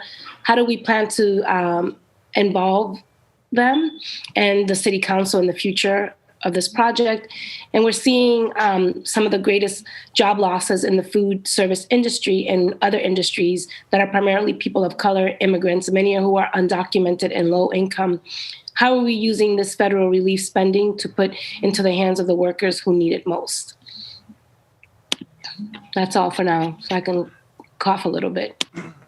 Thank you, Councilor, for the questions. I will try to take them in the order that they came in. So on the engagement side and the public conversation, we really look forward to both building out our own, and I appreciate that the document is long. We're trying to be as transparent as possible. We try to put the numbers out there, and I know it's not not an easy document to digest, so we appreciate any and all ideas for how to do it. I think what we're doing in the budget office side is we're trying to engage the people in different types of mediums. So as I mentioned, we are partnering with Modem and a local nonprofit in East Boston around moving through the budget, which is a dance program to help explain the budget. And we hope if that works out well, and that's sort of a successful tool, we can take that citywide.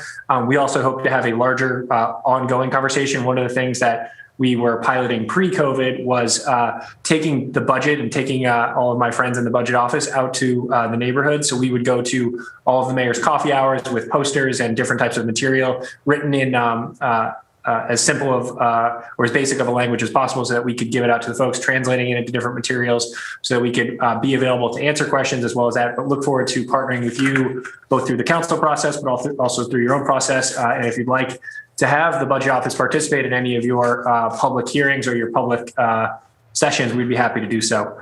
On the police side of things, I'm not familiar with the structure by which we were making decisions around that, so I would have to defer on that question.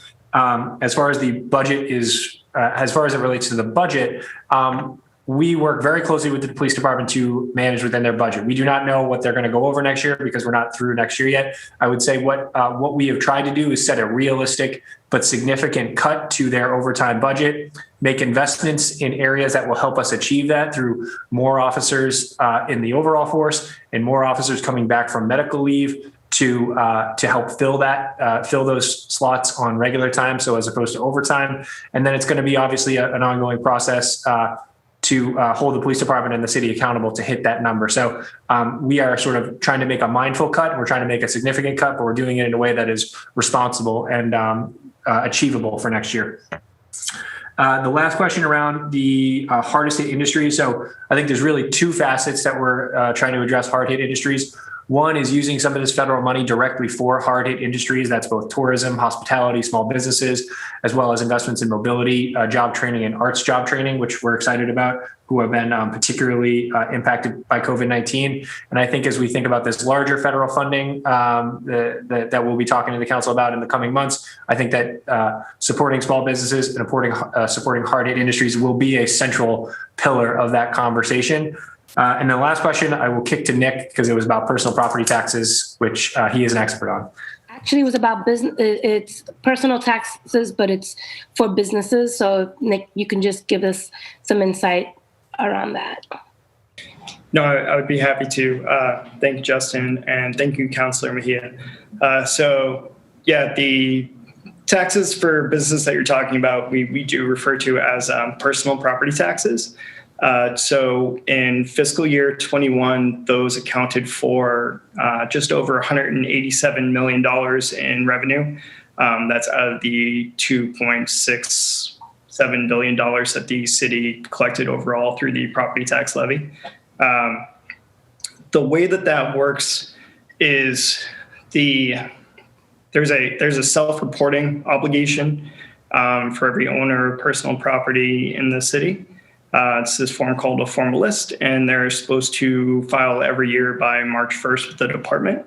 If someone does not file, my team does a lot of work every year to discover new accounts or discover people that possibly did not file, in which case we create estimates and send out bills. A few different ways that we do that. Overall, the area of personal property law is surprisingly complex. Whether something's taxable or exempt depends a lot on the type of the owner of the property. So you get the same business, and if you're organized as a corporation, then the rules as to what gets taxed at the local level are different than if you're an LLC or unincorporated sole proprietorship. And so there's no kind of one quick answer to your question, because it really depends on a whole bunch of different factors. But if there's a particular constituent that has a question, or if your office has any questions, or anyone has any questions, my personal property folks would be happy to kind of help resolve those and get into more details, kind of with more of a situational fact pattern. I hope that's helpful. Yeah. Oh, is that the gavel? Oh, dag. Okay. Well, I'll be following up via email, Nick. Thank you so very much. Thank you, Councilor Mejia. And I agree, Nick. It would be great to understand a little more. I think I've certainly had constituents ask how consistently we apply that personal property tax. I think when it hits people for the first time and they didn't have it before, then they're like, well, who else is not getting this notice? And my understanding is that it was a very core component of the city's tax structure 100 years ago, and sort of things have shifted. And I don't know. I agree. I just want to second Councilor Mejia that I think there's some confusion out there, so it's something we should follow up on. All right, next up is Councilor O'Malley, and then Councilor Arroyo and Councilor Baker. Councilor O'Malley? Thank you very much, Madam Chair, and good afternoon, Chief Sterrett, and to your entire team. It's great to see you all. I always enjoy this inaugural budget hearing, truly, because I think it allows us to get a deeper dive than we received in the acting mayor's briefing a couple weeks ago, and allows us to articulate what our true sort of focus is, and really just get a good lay of the land. So I appreciate all of you for taking this time. It is perhaps surprising to no one that a focus of mine for this, my final budget season as a councillor, is clearly on climate resiliency, environmental justice, what we're doing there. I know there's been some increase. I know we're losing a tremendous chief and Chief Cook, but really excited about his successor, someone with whom I've worked for many, many years, and excited for Chief White Hammond to continue the work that I know we all know is so important. And so as we get more specific to her cabinet hearings, but honestly looking for a real focus on trash collection, how we pick it up. This week starts yard waste and refuse pickup, which is great. Other ways that we can divert from the land waste stream, as well as some of our infrastructure, particularly our climate-related infrastructure. Because of work of this council, we now, I'm one of the countless Bostonians who gets 100% of his electricity from renewable energy sources, but it would be great if we could actually have some Boston-based renewable energy sources. So what it's looking like for our building out of our infrastructure. Similarly, it'd be no surprise that the focus, myself and I would venture guess every councillor, is on Boston Public Schools. There's no question that this has been the most difficult year imaginable for BPS, and I appreciate some things that were done exceptionally well, particularly around food access and technological access and limiting the technological divide or digital divide. But there's still a tremendous amount of concern we have, not the least of which is This is my 11th budget season. The city's population has grown exponentially in the last decade, yet BPS's student enrollment has dipped. So that's something that I have a lot of concern as we get into the superintendent, her team. And then finally, as it relates to basic infrastructure and how we're going to look at applying particularly some of the ARP funds to making Boston a better, more resilient, more equitable city going forward as it relates to infrastructure. I think one thing that's really, really interested in, and actually, Nick, this is my long-winded way of getting into my questions, is as we think about a post-pandemic life, how the world is going to change. I mean, I think that one thing is clear, and I see it when I'm downtown and the number of businesses that have shuttered. Many, many more people will be working from home. What does that do to our commercial tax base, which has always been where we've put our thumb on the scale, quite frankly, on our revenue? So what does that look like? Do the fact that we have seen an increase in our residential rates, is that a proactive move to limit the fact that the balance has to be a little bit more equal between residential and commercial going forward? I don't know, perhaps it is. I think that the commercial value, the residential value will continue to grow. We see it in our neighborhoods where houses won't even make it to an open house and go for $50,000, $60,000, $80,000 over asking. I mean, the real estate in Boston has never been hotter than it is right now on the residential side.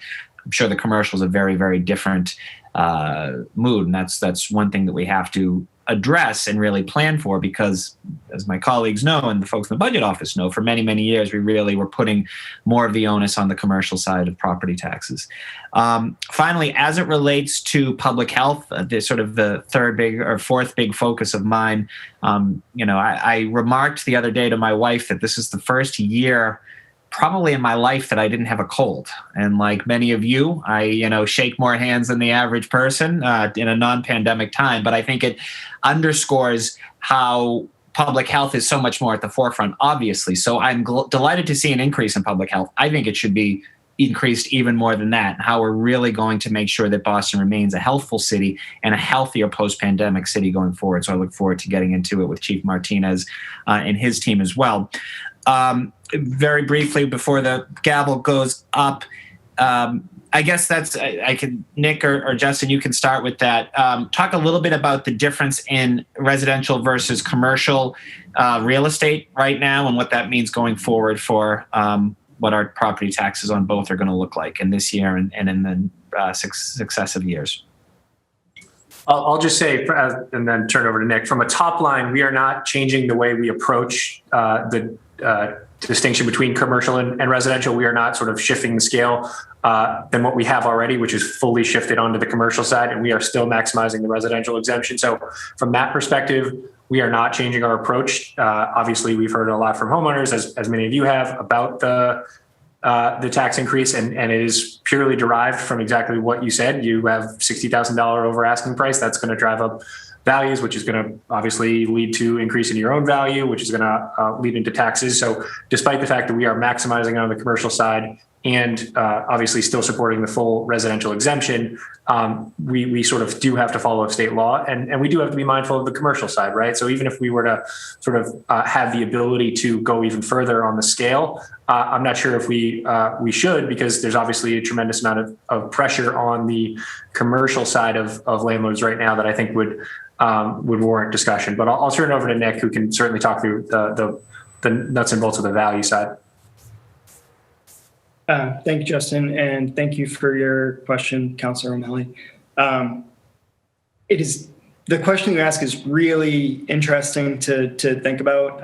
It's a really interesting economic question to think about, just like what is the future of our city going to look like? And it's a question that a lot of people are asking around the country. And I think part of the reason there's so much speculation is that everything right now is just kind of such a huge unknown. The pandemic was unprecedented. It did not do the kinds of things to our local economy that other recessions have done. It came on very quickly, and we're still kind of trying to figure out what that looks like. But just kind of one of the things that you raised, the fact that the residential market stayed strong and is strengthening is not normally how recessions work, sure. Right? So normally that's something that is spread across all areas. And it's interesting now to kind of look at that and figure out, is there a bigger commercial impact than residential? I think that the fact that residential is growing is itself going to have a bigger impact. And the commercial market is still such an unknown as to kind of how that's going to bounce back, that figuring out what that's going to look like and projecting is just really challenging to do. Fair enough. Nick, I'm sorry. I want to get two quick ones in, but I think suffice it to say, wait and see. We're all, uncharted territory here on commercial, but I appreciate that. Sorry to interrupt. Very briefly, Justin, when I worked for county government, I worked for Sheriff Cabral. This is going back 15 years. County would get deeds excise funds from the city every year to the tune of, it could be in the millions of dollars. Does that still exist with the essentially dissolution of county government? Are you aware?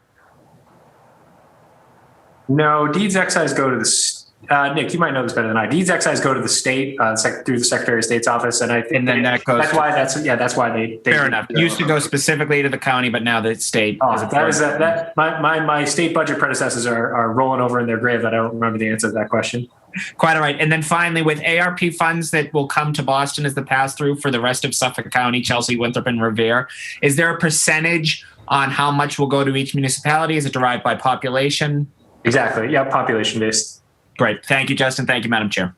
Thank you, Nick. Great. Thanks so much, Councillor O'Malley. Yeah, I think the deeds excises are also helping to pay for the CPA, right? So they are coming to the city in some sense, but not in full form. Okay, Councillor Arroyo, then Councillor Baker and Councillor Flynn. Councillor Arroyo. Thank you, Madam Chair, just for shepherding all of this in advance for all of the time you're going to be spending on Zoom with this. So I'm going to try and keep this incredibly brief because I know that most of my colleagues have asked these questions already, and so I don't have to retread them. So just two things. One, I see that OPAT is scheduled for, I believe, $1 million. Do we believe that'll be the extent of what they need? And how do we come to that conclusion? And then on the pilot, I know that Liz Braden also mentioned this, but I just want to know what the plans are, if any, to sort of expand pilot and develop it as a revenue source for the city moving forward. And those are the only two I have for today. Thank you, Madam Chair, and to the panelists. Thank you, Councillor. I'll take the first and then I'll kick the second one over to Nick. On OPAT, basically the task force laid out sort of what the roles and responsibilities of that organization were going to be. And we basically then worked sort of internally to try to determine what type of staffing they might need. And that's where we came up with the 10 staffers plus obviously some non-personnel supports. I don't know if that'll be the final budget for the long-term size of the office. I could certainly see it growing over time depending on the types of, the caseload it's working on or the types of investigations it's doing and the needs. I think $1 million is a big investment for a first-year department. And I think our goal will be to sort of fully staff that office with that $1 million and then reevaluate in 23 and beyond.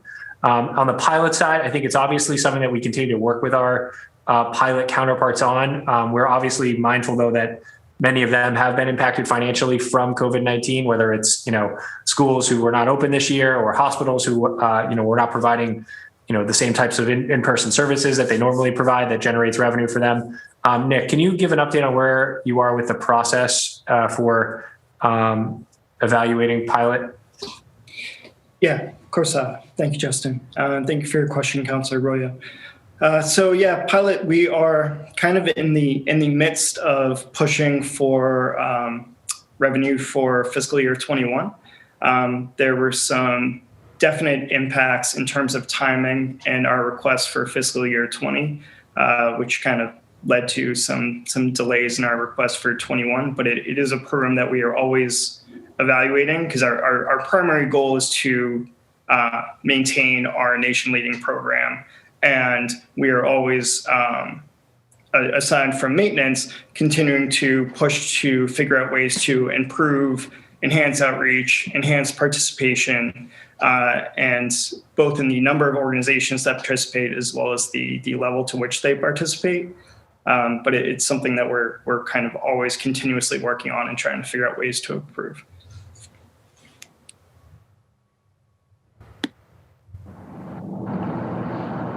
Councilor Arroyo, anything further? Nope, just thank you in advance. This will be probably the only time in the history of the Zoom budget hearings that I don't get the gavel pulled on me. So I just wanted to appreciate this moment. Thank you, everybody. No, absolutely. There's plenty of time ahead. All right, Councilor Baker and then Councilor Flynn, and then I'll follow up with a few more questions. We will have a second round if there are councilors who have further questions. Councilor Baker. My apologies. Thank you, Madam Chair. Hello, Justin. Good morning, and also to your team. Thank you, everybody, for coming out and helping us through this budget here. So, Justin, the 40 million OPEB, we had planned on that anyway. We can't use the Fed money on OPEB. Not OPEB. The pension liability. No, I there's two reasons. One, it's excluded from pension payments. It's also sort of runs contrary to what we're trying to do with this money, which is supposed to be for one-time things or things that we sort of have a resource for. So no, I don't think so.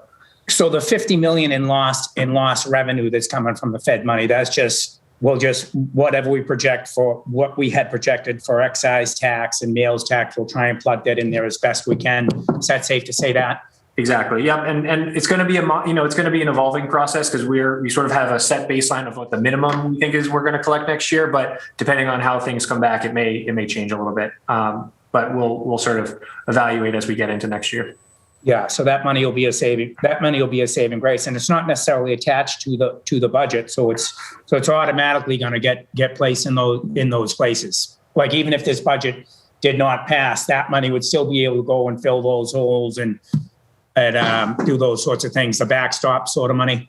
Well, the ARP money, when we get notice from the federal government, we will file an accept and expend order with the council, of which a portion of it will go towards the general fund to support the 22 operating budget. So I think the ARP and the federal money will be, the ARP and the city budget will be connected. So we won't be able to have one without the other without making cuts on the budget side to make up for that lost revenue. Yeah. But there will be sort of separate votes. And so when you call it a tranche, when the first tranche comes in, so that'll be for 215 million. Is the administration going to come to the city council with a $215 million accept and expend, and then that goes over to you? Is that how that's going to work? So I think we're going to wait till we get the final guidance on what the order will look like. But yes, we will come to the council to do an accept and expend for that $215 million, of which we're proposing to dedicate $100 million to support the city budget. And then $115 million we would propose through these outside grants or these outside programs, of which we look forward to having a conversation about council priorities, obviously the public priorities. But that's why we've stood up this equitable recovery resource task force, was around this idea that we don't know exactly where all the needs are yet. And we want to have a public conversation about it to inform that decision. Is that the committee you were talking about? Yes.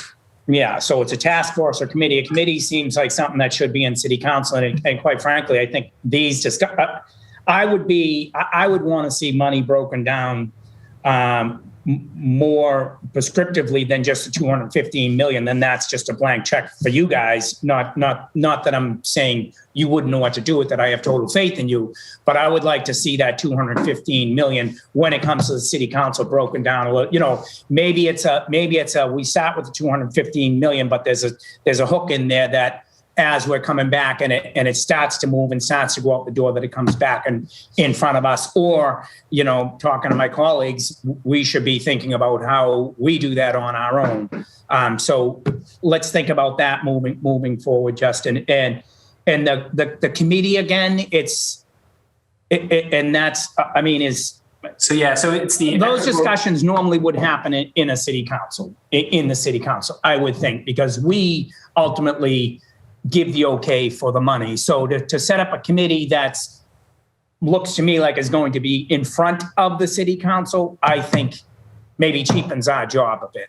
Sure. So I'd like to make sure that we, as the city council, are being spoken to first before we start with task force and committees of advocates and community members, because as we all know, this is our job to keep an eye on the city budget. So I would make that as a hard request to the administration through you, Justin, that we are brought up to speed on this money and where it's going to go before we start going to advocates and to community people. Yeah, and that's sort of why we haven't formally launched the committee yet. We want to have that conversation with you all as part of the appropriation and accept and expend process. Once we hear from the feds, hopefully in the next couple of weeks, we will file that order, and then we are more than happy to come and do hearings on the topic. Yeah, because our new president pro tempore, I think that's how you say it, Matt, correct? Set up a committee specifically for us to be able to keep an eye on this money here. So, and another thing that I don't hear about with money going to business that's affected in rental backstops and different programs like that.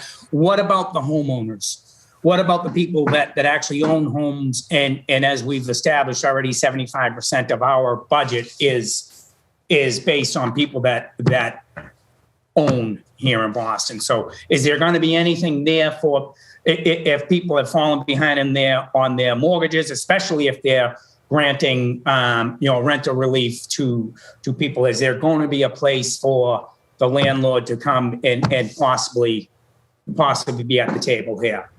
Sure. So I would certainly encourage any landlord who is has tenants to contact the Rental Relief Fund. That's a $50 million fund that is set up designed to help pay the rent of folks, which would ultimately go to the landlord. So I certainly would encourage all those landlords to access that money that has been approved already by the council, and thank you for that. So I would certainly target that. And maybe just in our speaking points, in our talking points, so people that own here and live here, they know that they're part of this, because we never hear about the landlord, we never hear about the people that own the building. So just as we're moving forward, please talk about the landlords. We've spoken a lot about, I've heard a lot about Mass and Cass. A couple of us are on the task force down there, and talk about feeling like I'm on a hamster wheel. Now at this point, Justin, we've been asking for bathrooms. We've been asking for a whole number of things. Nothing has seemed to come to fruition. We have the outreach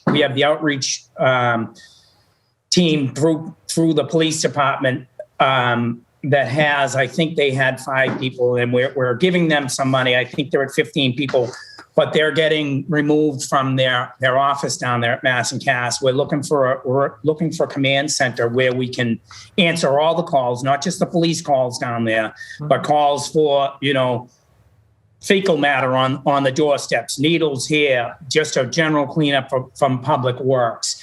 We need a real city response down there. It's time for us to start actual items that we've been asking for the task force for a couple of years here now. We've been asking for bathrooms for over a year. Last summer was ridiculous, the amount of calls that we got for people using hallways and stairways and front steps and back steps as bathrooms and different things like that. Public health owns land all along that Miranda Kramer building there. The whole thing looks like it's empty to me. Why don't we have a command center in there that the outreach team can be with the best team clinicians, with Public Works, with transportation, with EMS. We're going to need those things if we're really going to get in front of this problem on Mass and Cass. We need to support the city departments other than public health down there. But not that I'm not saying don't support public health, but the response down there is 5, 6, 7 pronged. It's public health. It's emergency medical services, it's the police department, it's Public Works, it's everybody down there. So we need to start really supporting people down there. You had talked about the public needle return, which I brought that machine that cleanses all the old needles and grinds. And I brought that to Public Health about 6 years ago. Nothing ever happened with it. So the time of talk is getting old. The people in the South End, the people in Lower Roxbury, the people in Newmarket are really getting tired. The city really needs to deliver some things. I look at places like Lawrence and Lowell and even Chelsea. They all have mobile vaccinations and mobile testing. we weren't even able, as the city of Boston, the driving economic engine of the whole region, we weren't even able to get a single mobile bathroom in a year. And we're watching towns that don't have the capabilities we have. They're in front of us. So at what point are the things that the task force are asking for, at what point are we going to be paid attention to and have some of those things delivered to us? That's big for me. And also, I think Council Campbell asked for it earlier, the list of questions that are asked around, I'm looking to get speed bumps in different places. And so now there's a whole, if something's been approved, there's a whole new list of questions that need to be asked for speed bumps or sidewalks to be approved. Did I hear that correctly? Sure. No. So that would be a little bit more on the department side of things. So right now, BTD and Public Works, they do their own equity analysis. What the Councilor Campbell asked about was our new equity framework with budget decisions. So it's more so we want to make $1 million investment in X, and what equity frameworks have you gone through, but not speed bump by speed bump. That doesn't. Well, I mean, because going back a year ago or maybe a year and a half ago, there was. There was some talk about traditional neighborhoods that know how to advocate for themselves kind of be put on the back burner. And I think if places have children on the street and they need speed bumps, we should look at it for need. And I just want to make sure that neighborhoods that have been in line for things like that are going to get them this year, because I mean, I've literally been asking for speed bumps for certain neighborhoods throughout my whole district for probably 7 years now, and I've yet to get one in my district, one speed bump. So please, I would say this is separate than the Slow Streets program that obviously BTD runs, where they do 3 or 4 through a competitive process. So that was not only funded in this year's budget, but we added funding for new neighborhoods to come online as well. So that process is still running, and that's a sort of separate process. And how long has the Safe Streets program been in play? 3 years? I think so. 3 years. Yeah, that sounds about right. More. Councilor Baker. And do you just have to, just because we've run. Just wrap it up. Okay, yeah. So I'm just looking through the departments. Like I feel like in many areas of my requests, I'm on a treadmill here, and I'm looking to move some things along. So very fair, Councilor, and happy to continue to work with you. I would add that within and I know this is not specific to bathrooms, but I think it is specific to your concerns. We did add $500,000 to PHC's budget to address some of the mass and cast issues, of which $125,000 is dedicated just for cleanliness and sanitation services down there. So I will not say it's for a bathroom. I think that's still not a bathroom though, Justin. I would defer to PHC and the task force for those conversations. Thank you. Thank you, Madam Chair. Thank you, Councilor Baker. And I do think that it came up in our budget process last year that there was going to be a process for transportation to do sort of more surgical strikes on the speed bump front. And I'm not sure that we've seen that in reality. So I think it's something for us to follow up at the BTD hearing on.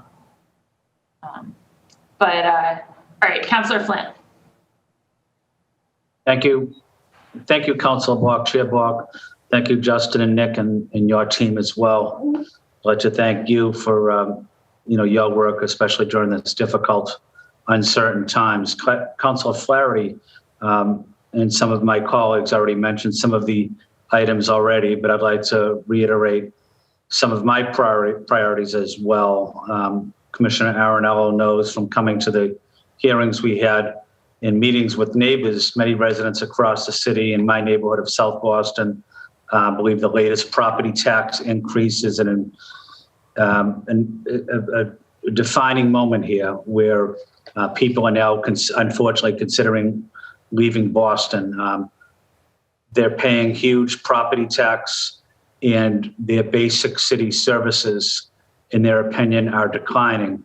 Their quality of life is declining. So when you put up a beautiful building next to a residential, a retired city worker, it might make their value of their home more profitable, but it also their property tax goes up. They're barely able to stay in the city now. We need to do something about that. We're longtime residents. We should not be kicking them out of Boston.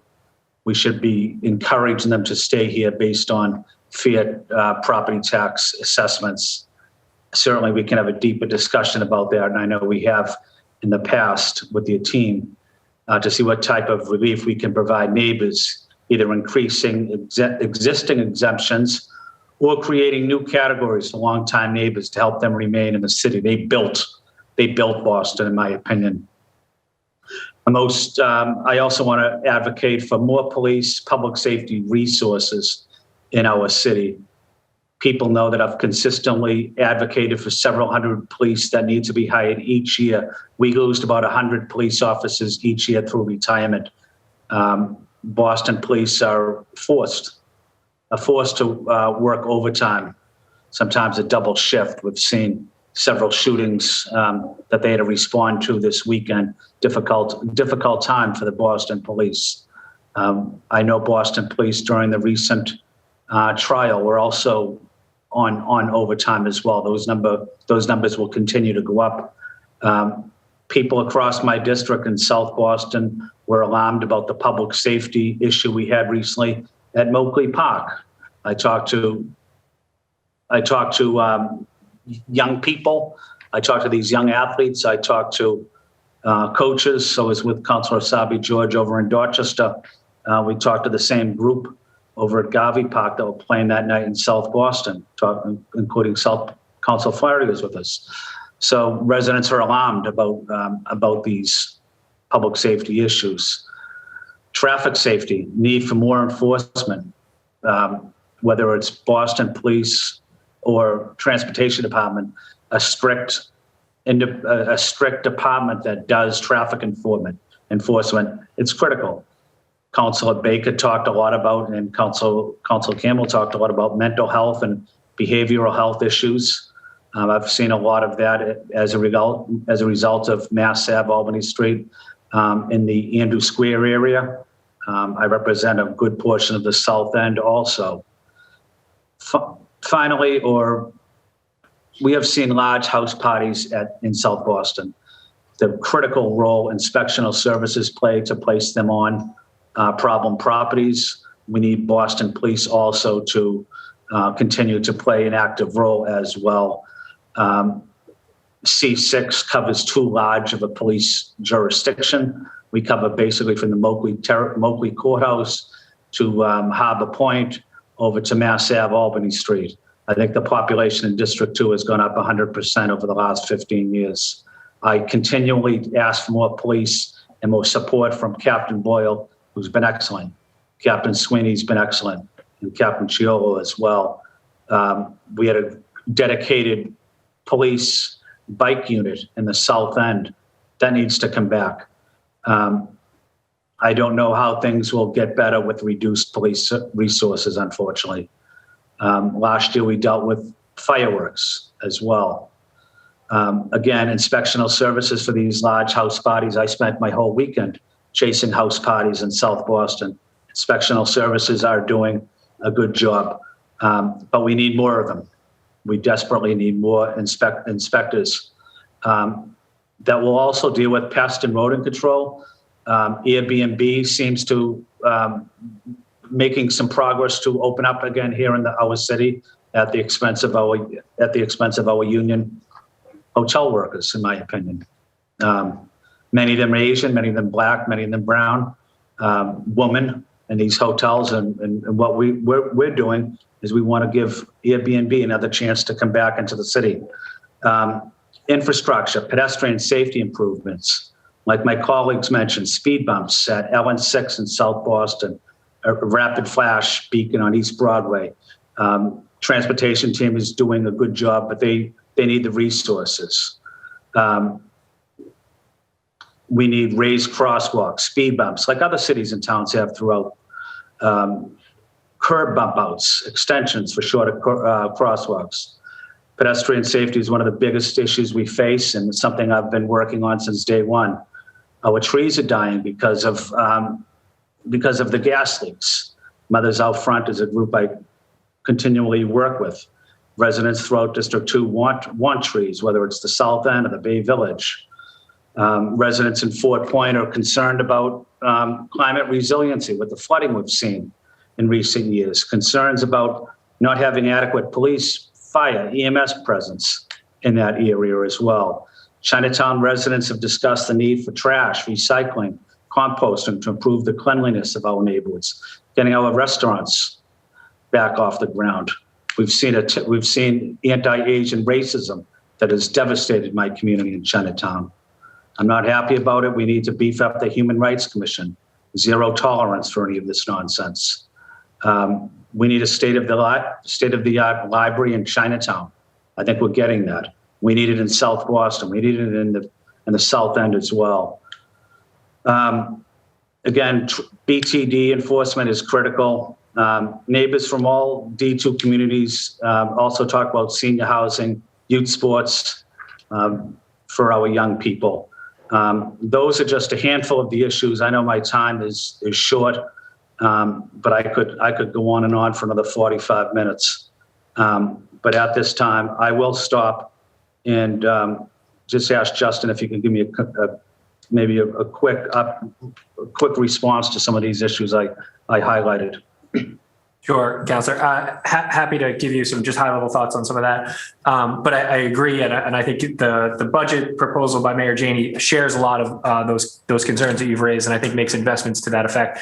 I'll start with the Human Rights Commission. So we did add $100,000 to their budget to do direct post-COVID-19 investments around discrimination. So I hope that that'll certainly not address all the concerns, but it will help allow them to respond more robustly in the next fiscal year. On the police side, obviously, worthy of discussion, and certainly our investments around, the medical triage unit and getting more officers back off leave, as well as 2 125-person classes funded in next year's budget, will help grow the size of the force and grow the available officers to address, I think, both the public safety concerns you've raised, as well as the overtime concerns that I think many of your colleagues have raised as well. So I think it's a little bit of a dual-pronged approach that we're working on for that. As far as the transportation side goes, I would certainly welcome additional conversations around that. I would say one of the signature pieces in this budget is a $25 million investment in the capital plan around pedestrian ramps to get every single pedestrian ramp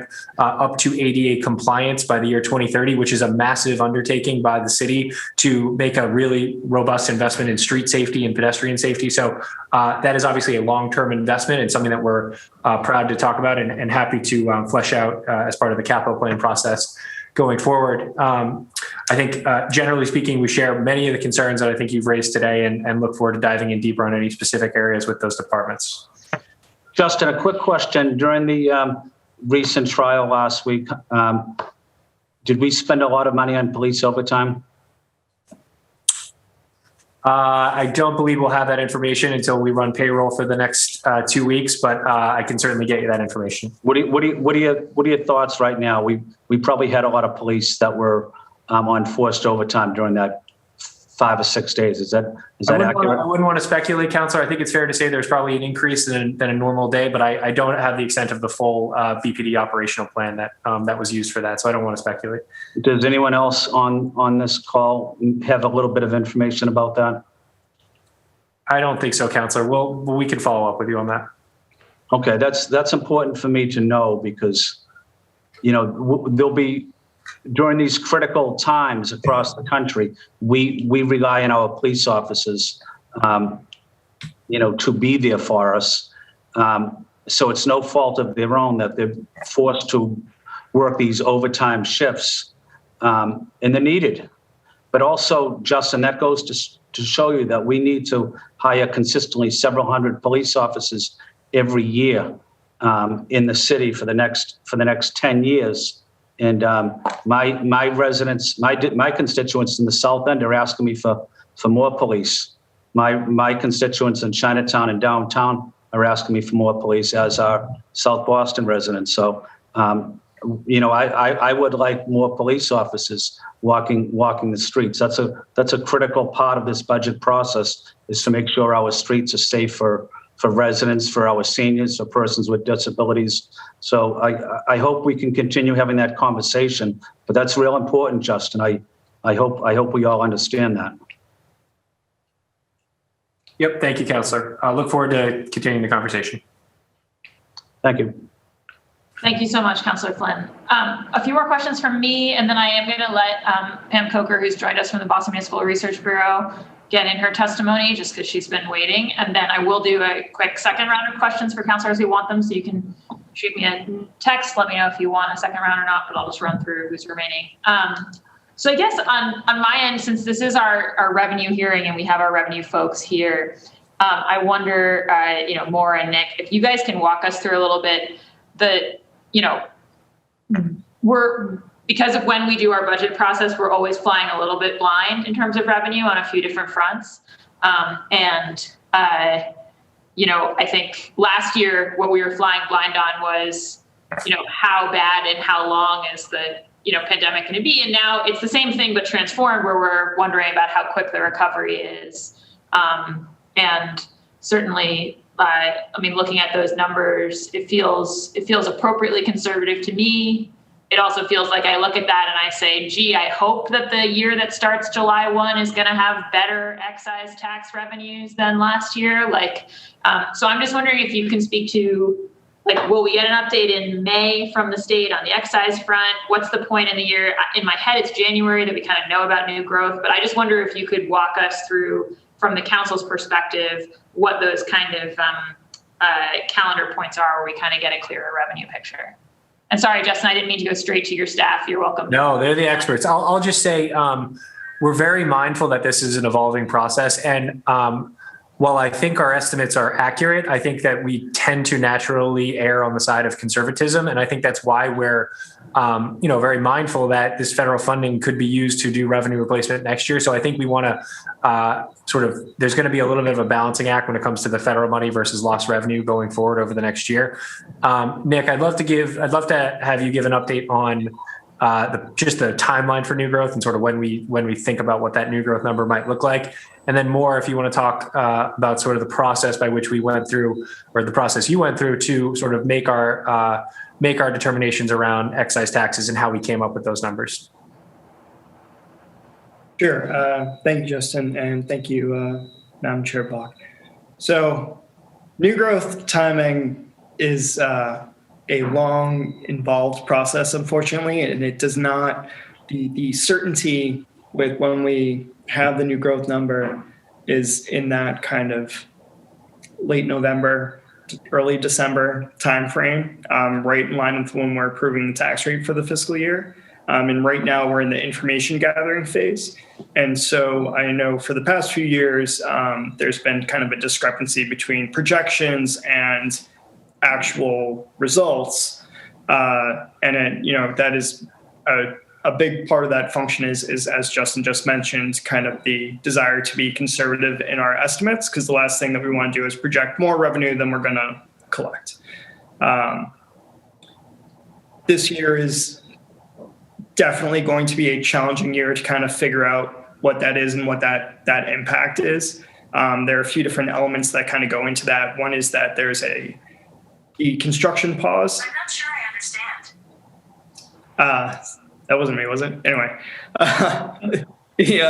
the construction pause kind of delayed projects that were in the pipeline and then pushes their completion date out further into the future. And so when we're looking back at January 1st and kind of what was done at that point in time, that pause has a potential impact on new growth. And then also the potential of commercial value not appreciating at the same rate that it potentially has in the past is something. When those new projects come online, the valuation might not be as substantial as it was in the past few years. And so those are some of the things that lead into that kind of lower revenue estimate. I know I talked for a long time on these things, so let me give more a chance to kind of answer some of the other questions. Yeah, thanks. So it's just like what we've been saying all along, but there are so many unknowns when we're thinking about all of our revenue and excise in particular, and particularly in the last, let's say, year and a half. Just to think about how we look at excise, basically, we get from the state a quarterly payment, which covers 3 months of the year, and there's always a 2-month lag. So, for example, the next payment we're going to get is we're going to receive it mid-June, and it's going to be for a time period that is a 2-month lag. So that's going to be February, March, and April. So even when we get the next payment, we're still not going to see the hopefully exciting reopening that we're starting to see right now when people are coming to the city, staying in hotels and eating out. So that lag is another problem in our projections. But what we do is every month the state publishes what their excise collection was. It's not specific to Boston, it's for the state. But from that, we can do some extrapolation to figure out how Boston is going to be impacted. So that's one way that we go about when we're thinking about excise. One of the interesting things that we found is that Boston did worse comparatively than the Berkshires and Cape Cod in tourism, because people were still sort of vacationing last summer, but people just didn't really come to Boston last summer. So it's even thrown off some of our own statewide calculations that we run, because we weren't able to extrapolate the same way we normally would, where Boston sort of represents, 20% of the monthly excise tax revenue. That number was way down compared to normal times because people were visiting Cape Cod and the Berkshires and not Boston. Right, and that was very important both for the room occupancy, so hotels and Airbnb, but also for restaurants. So all of the people living in the suburbs, they usually would come to the city to enjoy our excellent restaurants. Right now, they don't want to do it. So either they will do delivery, and then maybe we'll get some of it, or they will just go to the local restaurant in their own hometown, and then Boston is not enjoying all of these visitors, even from around the city. So that definitely was an issue for us.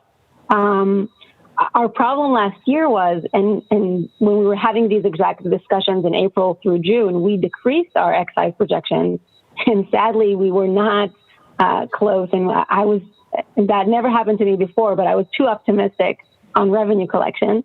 But because this is such a unique place that we are in time, so when we set up the budget right now, and we could do some updates in June when we're talking about the resubmission, we're not going to have that much more information.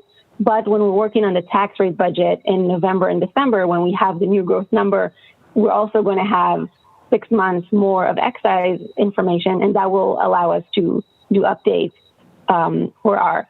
It's going to be mostly excise, but it could be other revenue sources. But excise is definitely such a big question mark still to this very day, unfortunately. To Maura's point, it's always a balancing act, right? So for as conservative as we are on new growth, that helps make up for the sort of outsized losses that we experience on the excise tax front. So it's always going to be a balancing act, and it's certainly not on Moore or frankly on anyone on projecting around revenue in a pandemic, right? This was not a recession. This was not a sort of a slowdown in the economy. This was a worldwide pandemic that had public health measures that, even in past recessions, people still went out to eat, people still went to college, still people, traveled to visit family. That just didn't happen for 12 months. So it was basically, it was very difficult for us to make projections around that. But we've dialed that in, and we feel very strongly we've created a new sort of post-pandemic normal. And I think that everything above where we're projecting now is really on the upside for the most part. And I think just the last thing I would add is that what we are hoping to see is all this pent-up demand of people just dying to start spending their money and going to restaurants and staying in hotels.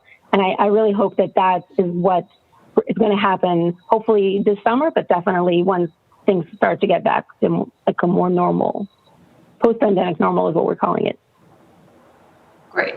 Thank you. No, and certainly I'm not suggesting that you all should have been more wizardly in predicting the course of the pandemic than you were. I think that it's more a question. I mean, Councilor Baker alluded to this too. I said it up top. I think for the council, it's important to be exercising democratic oversight and accountability on the federal funding. And I think that so much of the proposal for how to use the federal funding has to do with maintaining optionality depending on how these numbers come in. But I think that one of the things that does is it pushes a lot of the decision points in the proposal, kind of in terms of what the money actually gets used on, past the moment of council accountability. So I'm trying to think as a Ways and Means Chair about how to, how we should approach that appropriately. I certainly agree with Councillor Baker that, we value hugely our department's input, and we're looking forward to the input of that committee, but it's not going to substitute for council committee work. So, but as you said, Chief Starr, we've got time ahead to work on that in May. All right. Well, that was my follow-up on revenue. I want to go now to Pam Coker from the Boston Municipal Research Bureau. Let her say a word, and then I'll just quickly check if colleagues have follow-up questions before we wrap up. So, Pam?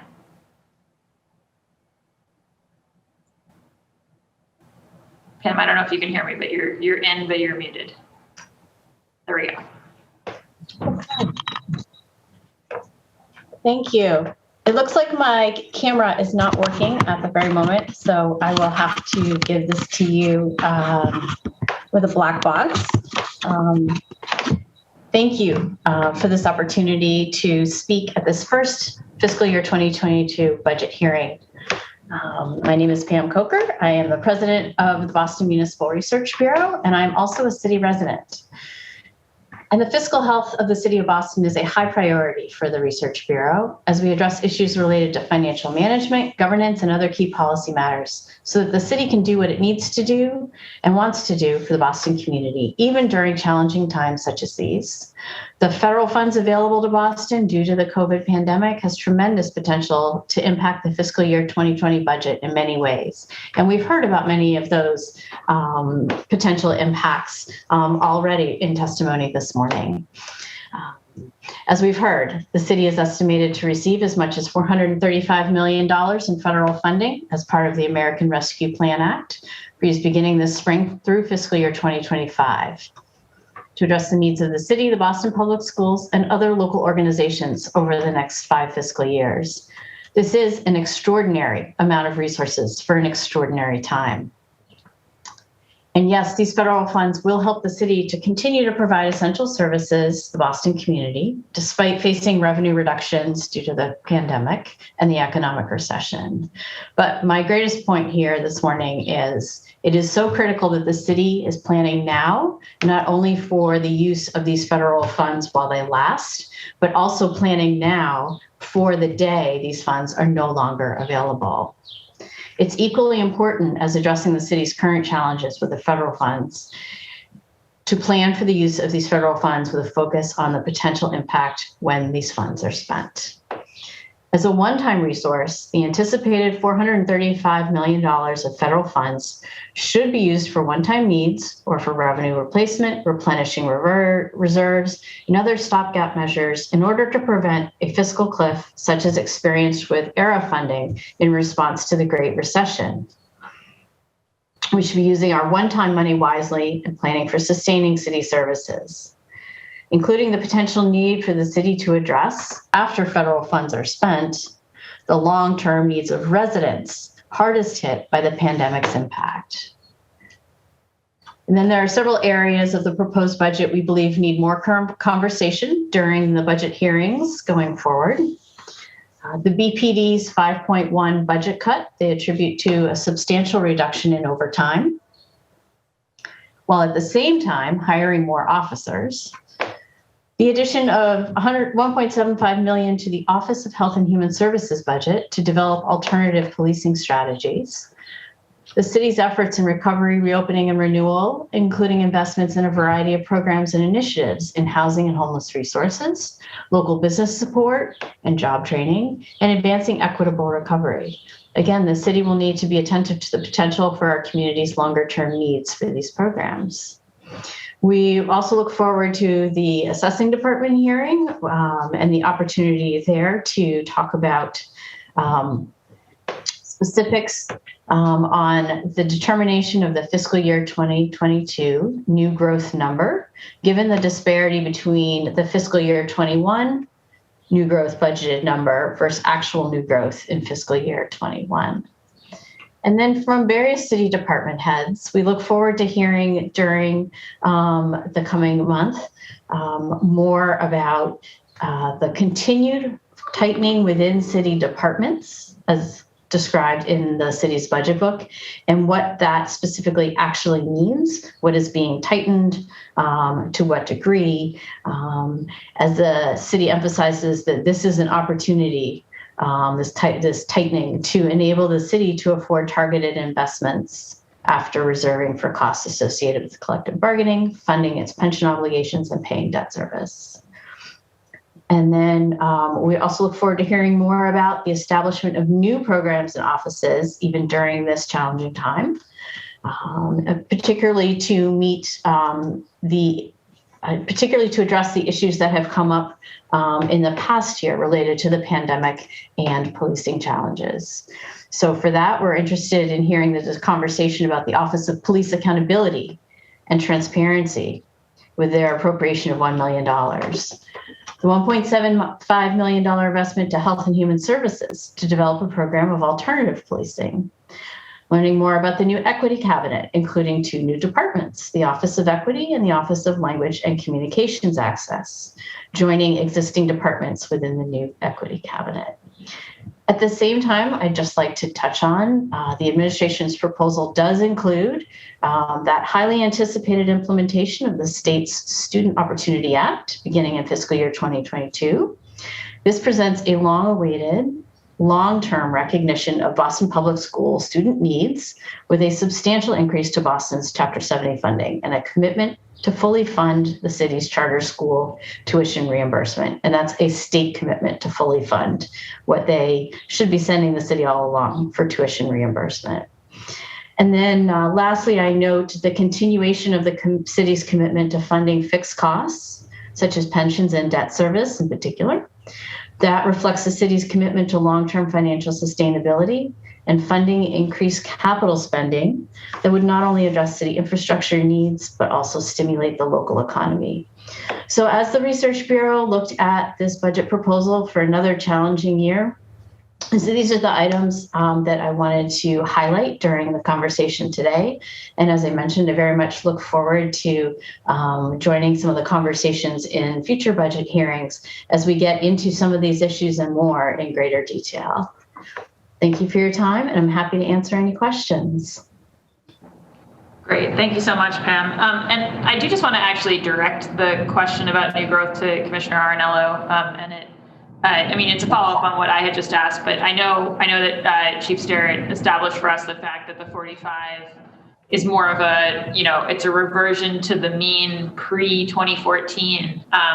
I guess I just don't know what to call apples and oranges in this case. And I guess I'm trying to think through, like, when you guys look at a number like that, naively, I would think, well, maybe we keep some kind of tally from ISD of the building permits we've issued on particularly large projects, and we have some kind of average, this is going to take 18 to 24 months to build, and then we say, well, our construction pause probably bumped everything back 3 months, so like this is how much of that we think is slipping off the rolls, or here's some things that aren't getting closed because of it. I'm just sort of curious, like, how you actually got to the 45.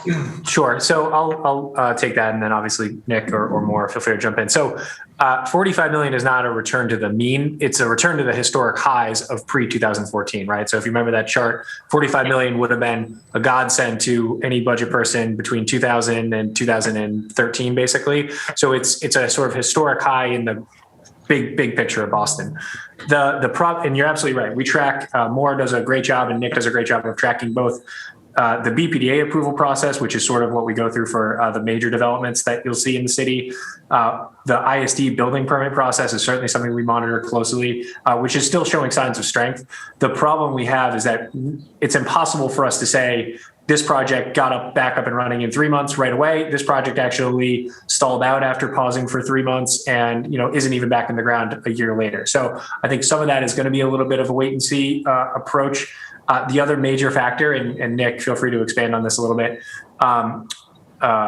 personal property that was discussed earlier, certainly around business investments in major infrastructure assets is a moving target. So think of utilities, think of phone lines, think of some of the major sort of physical assets that also make up a portion of new growth is very determined by the business cycle. And they obviously went through their own separate economic disruption. So their ability to get back in the ground may not have even been reflected in the in some of the estimates. Nick, could you add anything to that?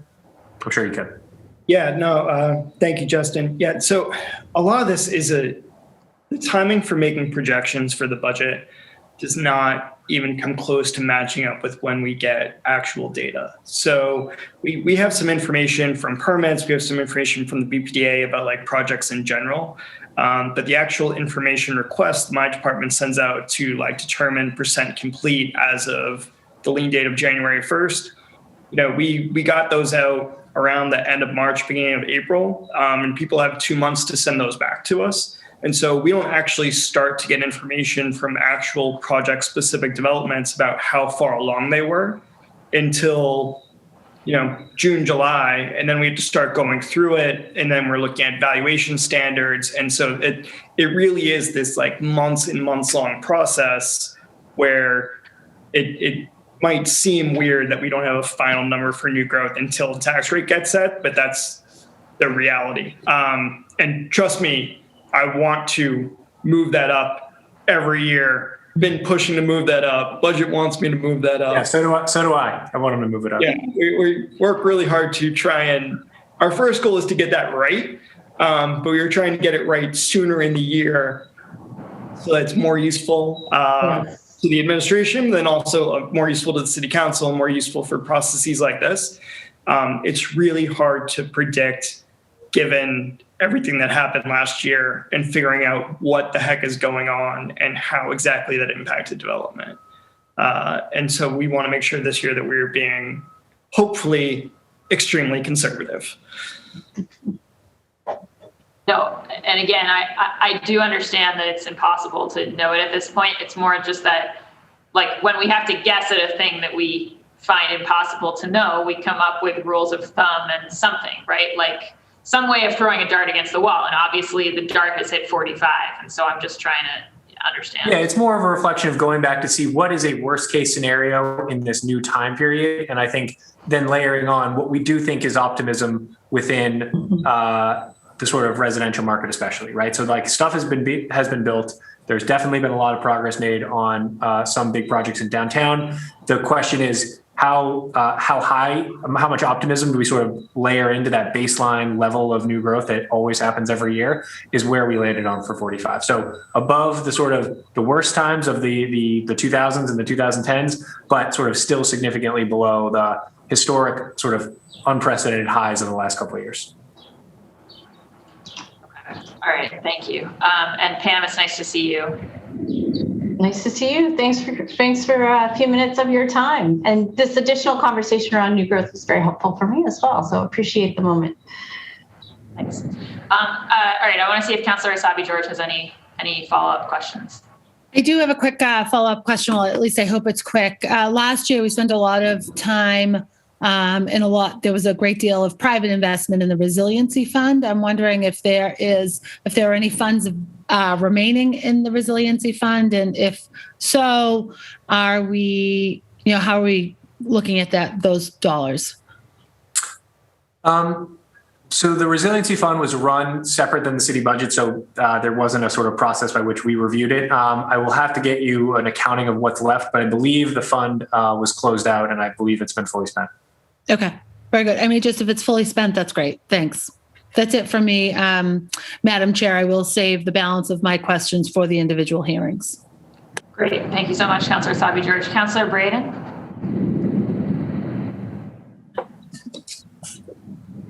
Thank you, Madam Chair. I just wanted to, I just lost my train of thought here.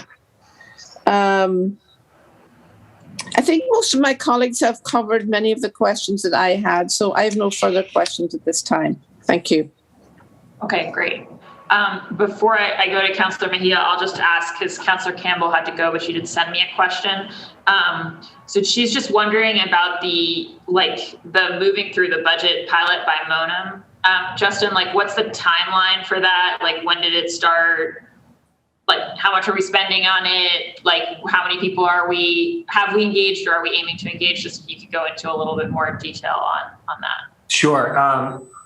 So it's a partnership between Monum and a local nonprofit in East Boston around bringing the budget to folks in a different way. So basically this nonprofit will work obviously with our budget materials to craft a curriculum and then engage. It's probably several dozen residents in East Boston. I think the goal would be to pilot it, see if it is a program that sort of people respond to, and then see if we can take it sort of citywide to different neighborhoods through different mediums or through different avenues. I think we're at the forefront of trying to use, I think to Councilor Media's earlier point, the budget is a dense document. It's oftentimes filled with a lot of jargon. So we're trying to work through what sort of an approachable format would be. And we hope to expand it going forward. It's a relatively small investment. I think it was about 10 to 15,000 in this current fiscal year for the entire length of the program. But I'll have to follow up and get you the exact numbers. But the 8 weeks is anticipated to be all during this process or after this process? It's sort of running parallel to the process. It's less about sort of talking about this specific budget proposal and more about the budget itself and sort of what goes into it, and sort of more introducing the topic to folks with the numbers from FY22, but not really sort of, it's not really designed to sort of advocate for this specific budget, more to bring ideas and sort of some baseline levels of understanding of the budget to the community in a different way.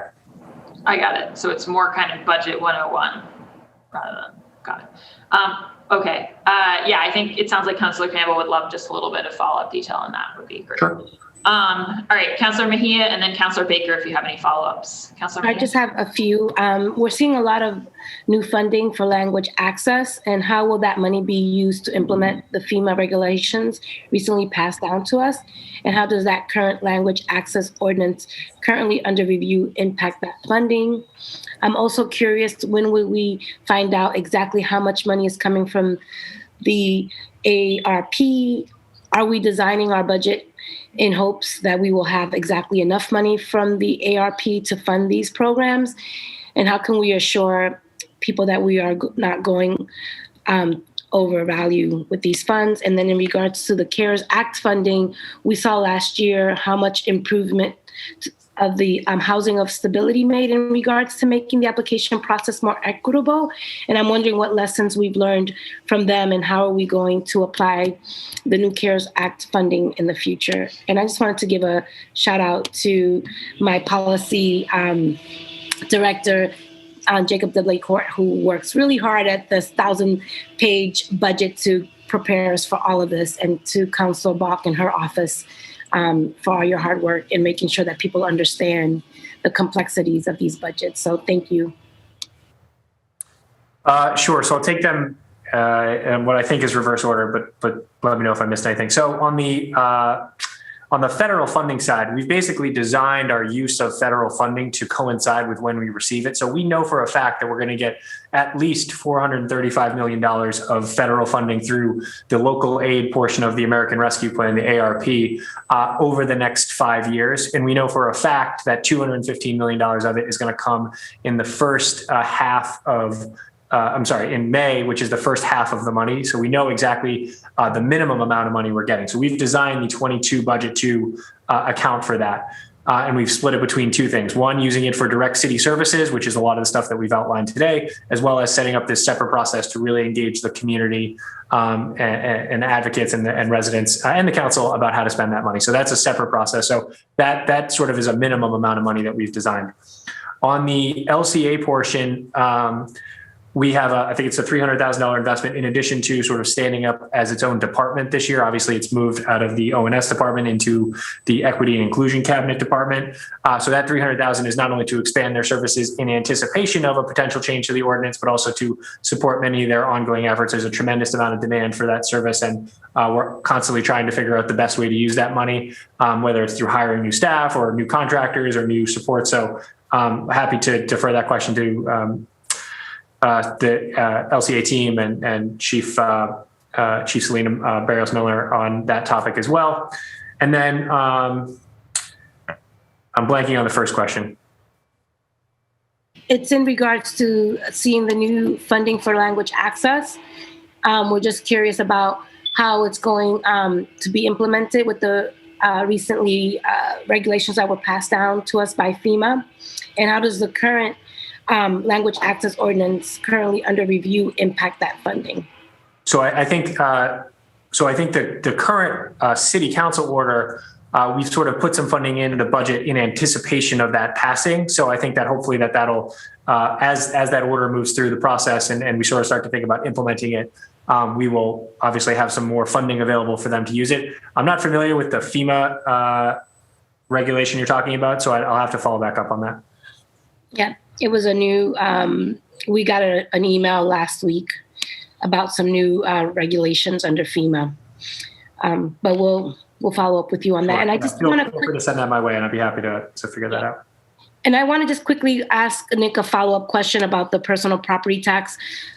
Councilor Bach, I'm just curious about how that communication was shared. I've gotten a lot of calls and emails from Spanish-speaking businesses, and I'm just curious whether or not those notices were translated in multiple languages. Thank you for the question, Councilor Mejia. To be honest, I'll have to check and see how our notice went out with our form of list requests. I'm just not quite sure off the top of my head the answer to that, but I'm happy to look into it and get back to you. Yeah, and then I also know that there was a deadline attached to that. And so I'm just curious, for those folks who did not compile, you guys did an assessment. And I'm curious if there was any follow-up to those businesses in terms of this is what we're assessing you for, and if there is any opportunity for them to revise that so that it can be more accurately reflected in the reality of it. Sure. So personal property taxes get assessed on the same timeline as real estate taxes. There's a slightly different timeline in terms of reporting, and it has to do with a discovery issue, right? So real estate, we know what exists. It's easy to identify real estate. We can go and we can see there's a building here, there's a piece of land here. Personal property, there's this self-reporting requirement. And so that is it's called a form of list. That's what's due by March 1st every year is the filing date for that. That then identifies what property we will issue a tax on for the subsequent fiscal year. So this year's March 1st deadline was to identify property that will get assessed in fiscal year 22. And then personal property gets the same quarterly billing as real estate taxes. And so the first 2 quarters that are estimates. The third quarter is the bill issued after the tax rate is finalized. And so that's the one that people's abatement rates come off of. And so businesses and individuals have the same opportunity to file for an abatement on their personal property tax during the month of January. So it has the same kind of rules around abatements and appeals that real estate does. And the notices, I know for certain, that the notices with the bills that went out in the third quarter all had specific language access inserts in them. So that I can definitely speak to. I'm not sure about the form of list part because it's a slightly different process, but I can definitely look into that. Thank you. Thank you, Councilor Ball. Thank you so much, Councilor Mejia. And your shout out to Jacob reminded me to acknowledge Emily Brown, my budget director, who's doing great work on my behalf on this front, and also our central staff budget team, Michelle and Cora and Shane, and of course, Carrie and Candace, who do so much work behind the scenes. We'll be thanking them frequently, but I wanted to add that shout out. Councilor Baker, you have the floor. Thank you, Madam Chair. Justin, you may have said this already, but the Suffolk County money that comes in, that will be a percentage, and it just comes in. We don't need to do anything as the city, and that will go through the regular processes of all the other money that's coming in on the Fed side. It'll go through the same city council process. So whatever the dollar amount is, we'll go through and accept and expend. The difference is we actually have to go. The reason why we don't have the exact number yet on that is that money is actually going to go through the state and then comes to us. Now, I don't anticipate any sort of major disruptions with that, but we still don't have that exact number. It'll depend a little bit on what the guidance that comes from the feds is on the population that they choose. So whether it's the most recent census or if it's one of the intermittent community, I forget what they're called, but there's an intermittent census that they do that is also could potentially be used. So we're just not exactly sure which one's going to get utilized. And is the time frame relatively the same on that? A piece in May, and then the rest of it will be out over four more years. So over 5 years, we'll get that 120 million. Yeah, so the state will get the state will get the money in May, the same time we get our money. It may be some lag time between when the state gets it and gives it to us, just because I'm sure we'll have to do contracts or do some sort of mechanism with them. So that money, that's sort of the rationale is that's why we're not sort of talking about that yet, is because we have a long way to go and we want to have obviously a thoughtful conversation with the council and the public about it. So the state gets it, then they have to figure out how to give it to us. And will it come in as 120 million once the state conveys it over to us? It'll be half. So we'll get half in May and then we'll get half the following May, I assume. I think that's probably what the federal guidance will say, because there are obviously other counties within Massachusetts that are dealing with this, but there's other counties that are dealing with this in the country who don't have county governments the way we do. So I think that hopefully the guidance that comes out in May will lay out exactly how the state is supposed to process it. It is really not supposed to be a cumbersome process. It's supposed to be just a pass through for the most part. Yeah. Okay. In the 40 million in new investments, is that 40 million with Fed money? Yes. So we can expect though, so we can't implement any of that until the money comes in May. So that's probably the money that I think needs to be broken down and come through the city council as, 2 million going through here, 3 million going there. That's what I think should happen with that money. It shouldn't be, you guys get 40 million, then it goes whatever way the departments are thinking. I think that we as a city council, I'm glad we're bringing the community in on this and dance parties and everything else, but the city council is the group that's set up to oversee the finances. Absolutely. And it's a good distinction. It's a good point. So the federal money that we're using in the city budget is going through the same regulatory and oversight process that you go through for all the rest of the money, right? So D&D is going to get $2.5 million of federal money, say. You're going to have the same oversight of that money in the current budget process that you do with the other general fund money we have. So that is, the council will have direct oversight and direct approval of that funding immediately. The separate pot of money that we're setting aside is more for less government services, which is sort of not stuff that we typically do, and more grants and more public-facing investments, as opposed to the government services side of things, which is why we split them up, which will also have a separate process by which we do an accept and expend. So I think there is ample opportunity, and I will certainly work out the details, but oversight is going to be, I think, key, and is going to be happening in a couple different fashions, both through the operating budget, the normal process that we're kicking off today, and then again, an additional process through the accept and expend orders that we'll be filing. Yeah, so those will be broken up. Those accept and expend orders will be broken up into smaller increments, so we know where the money's going.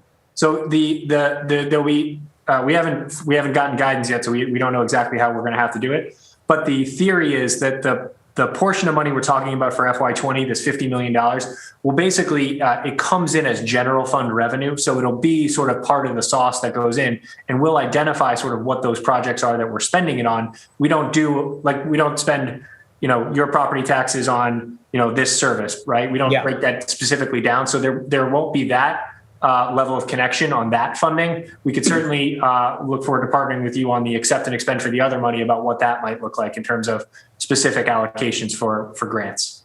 So again, the accept and expend is not going to be $215 million, except which trust me, I want to accept it and I want to expend it some way, but I want to make sure that we as a city council have a say in on this, and it's not just the administration spending money the way the administration sees it. There's needs all across the city here.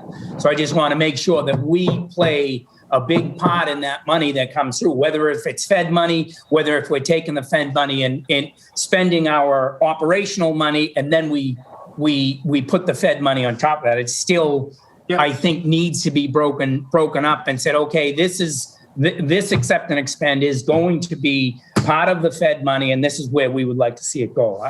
And I don't know if I'm not making sense, but no, you are. I think we're waiting on the federal guidance, so I can't commit to anything like drafting form, because we're going to be working on that.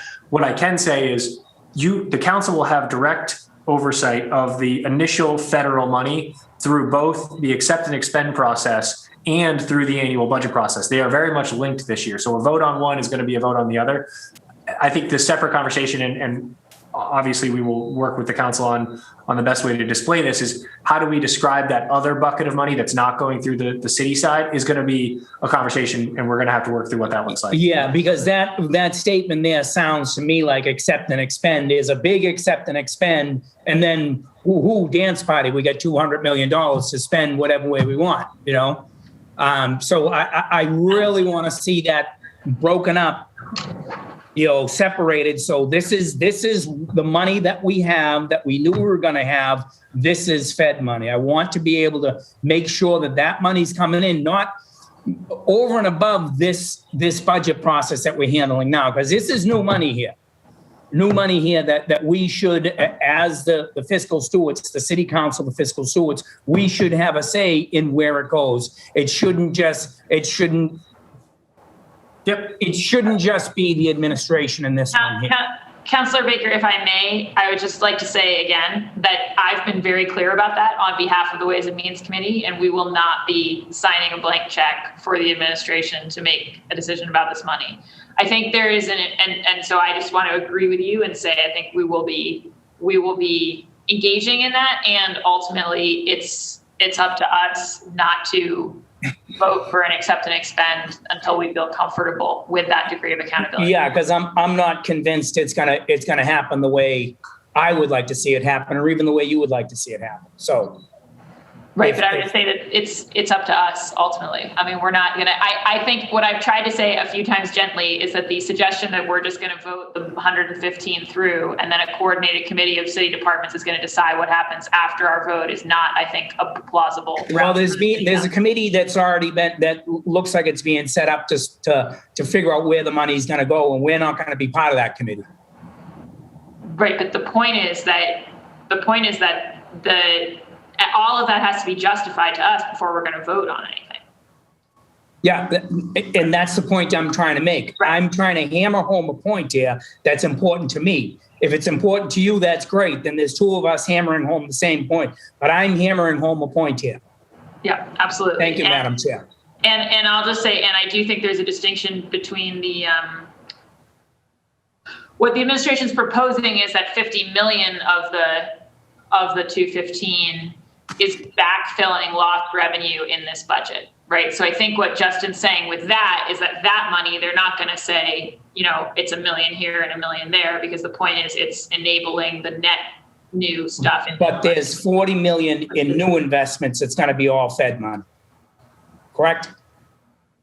And that's gonna come through the regular city. So you're when you vote on the budget, whenever you're voting on that federal money and that allocation. If you don't agree with it, that's certainly your prerogative, but it's also your time where you can make your point known through that process. The distinction with this federal money this year is that it's different than any other type of federal money we've received in the past, in that a portion of it can be used for sort of baseline city services, which we're proposing in the FY22 operating budget. And then there's a separate pot of money, which is also eligible, which is more towards outward facing grants and the like, and I think we don't need to belabor the point anymore, but I think we will work with the council to create a process by which everyone feels comfortable. Well, that's what I want to make sure. That 40 million, that's outward facing grants that we should play an integral part in. That should come through city council, the COVID committee that we set up, is what I think. Okay? Thank you. I did have something else, but I don't know what it is. Thank you. Okay. Well, send it over to us and we'll send it along to them. If you think of it later. Okay. I think I think I've run through all my colleagues twice. I'm going to assume, unless someone raises their hand, that folks are all right for now. Obviously, like I said, we're at the beginning of a process here. I do want to acknowledge that I think there are some commitments in this budget that reflect kind of making more permanent some of the increases that councilors fought for last year. I know that personally, I was very concerned that our youth jobs and food access and age strong, et cetera, commitments from last year not be kind of one-off things. So I was concerned to see that.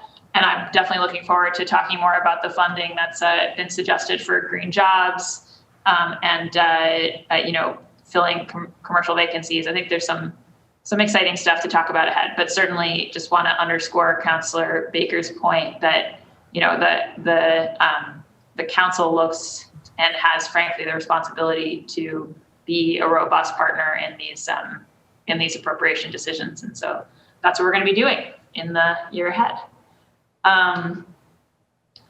Let me see. All right, I don't see any blue hands. Chief Sterrett, did you have anything you wanted to say in conclusion before I gavel us out?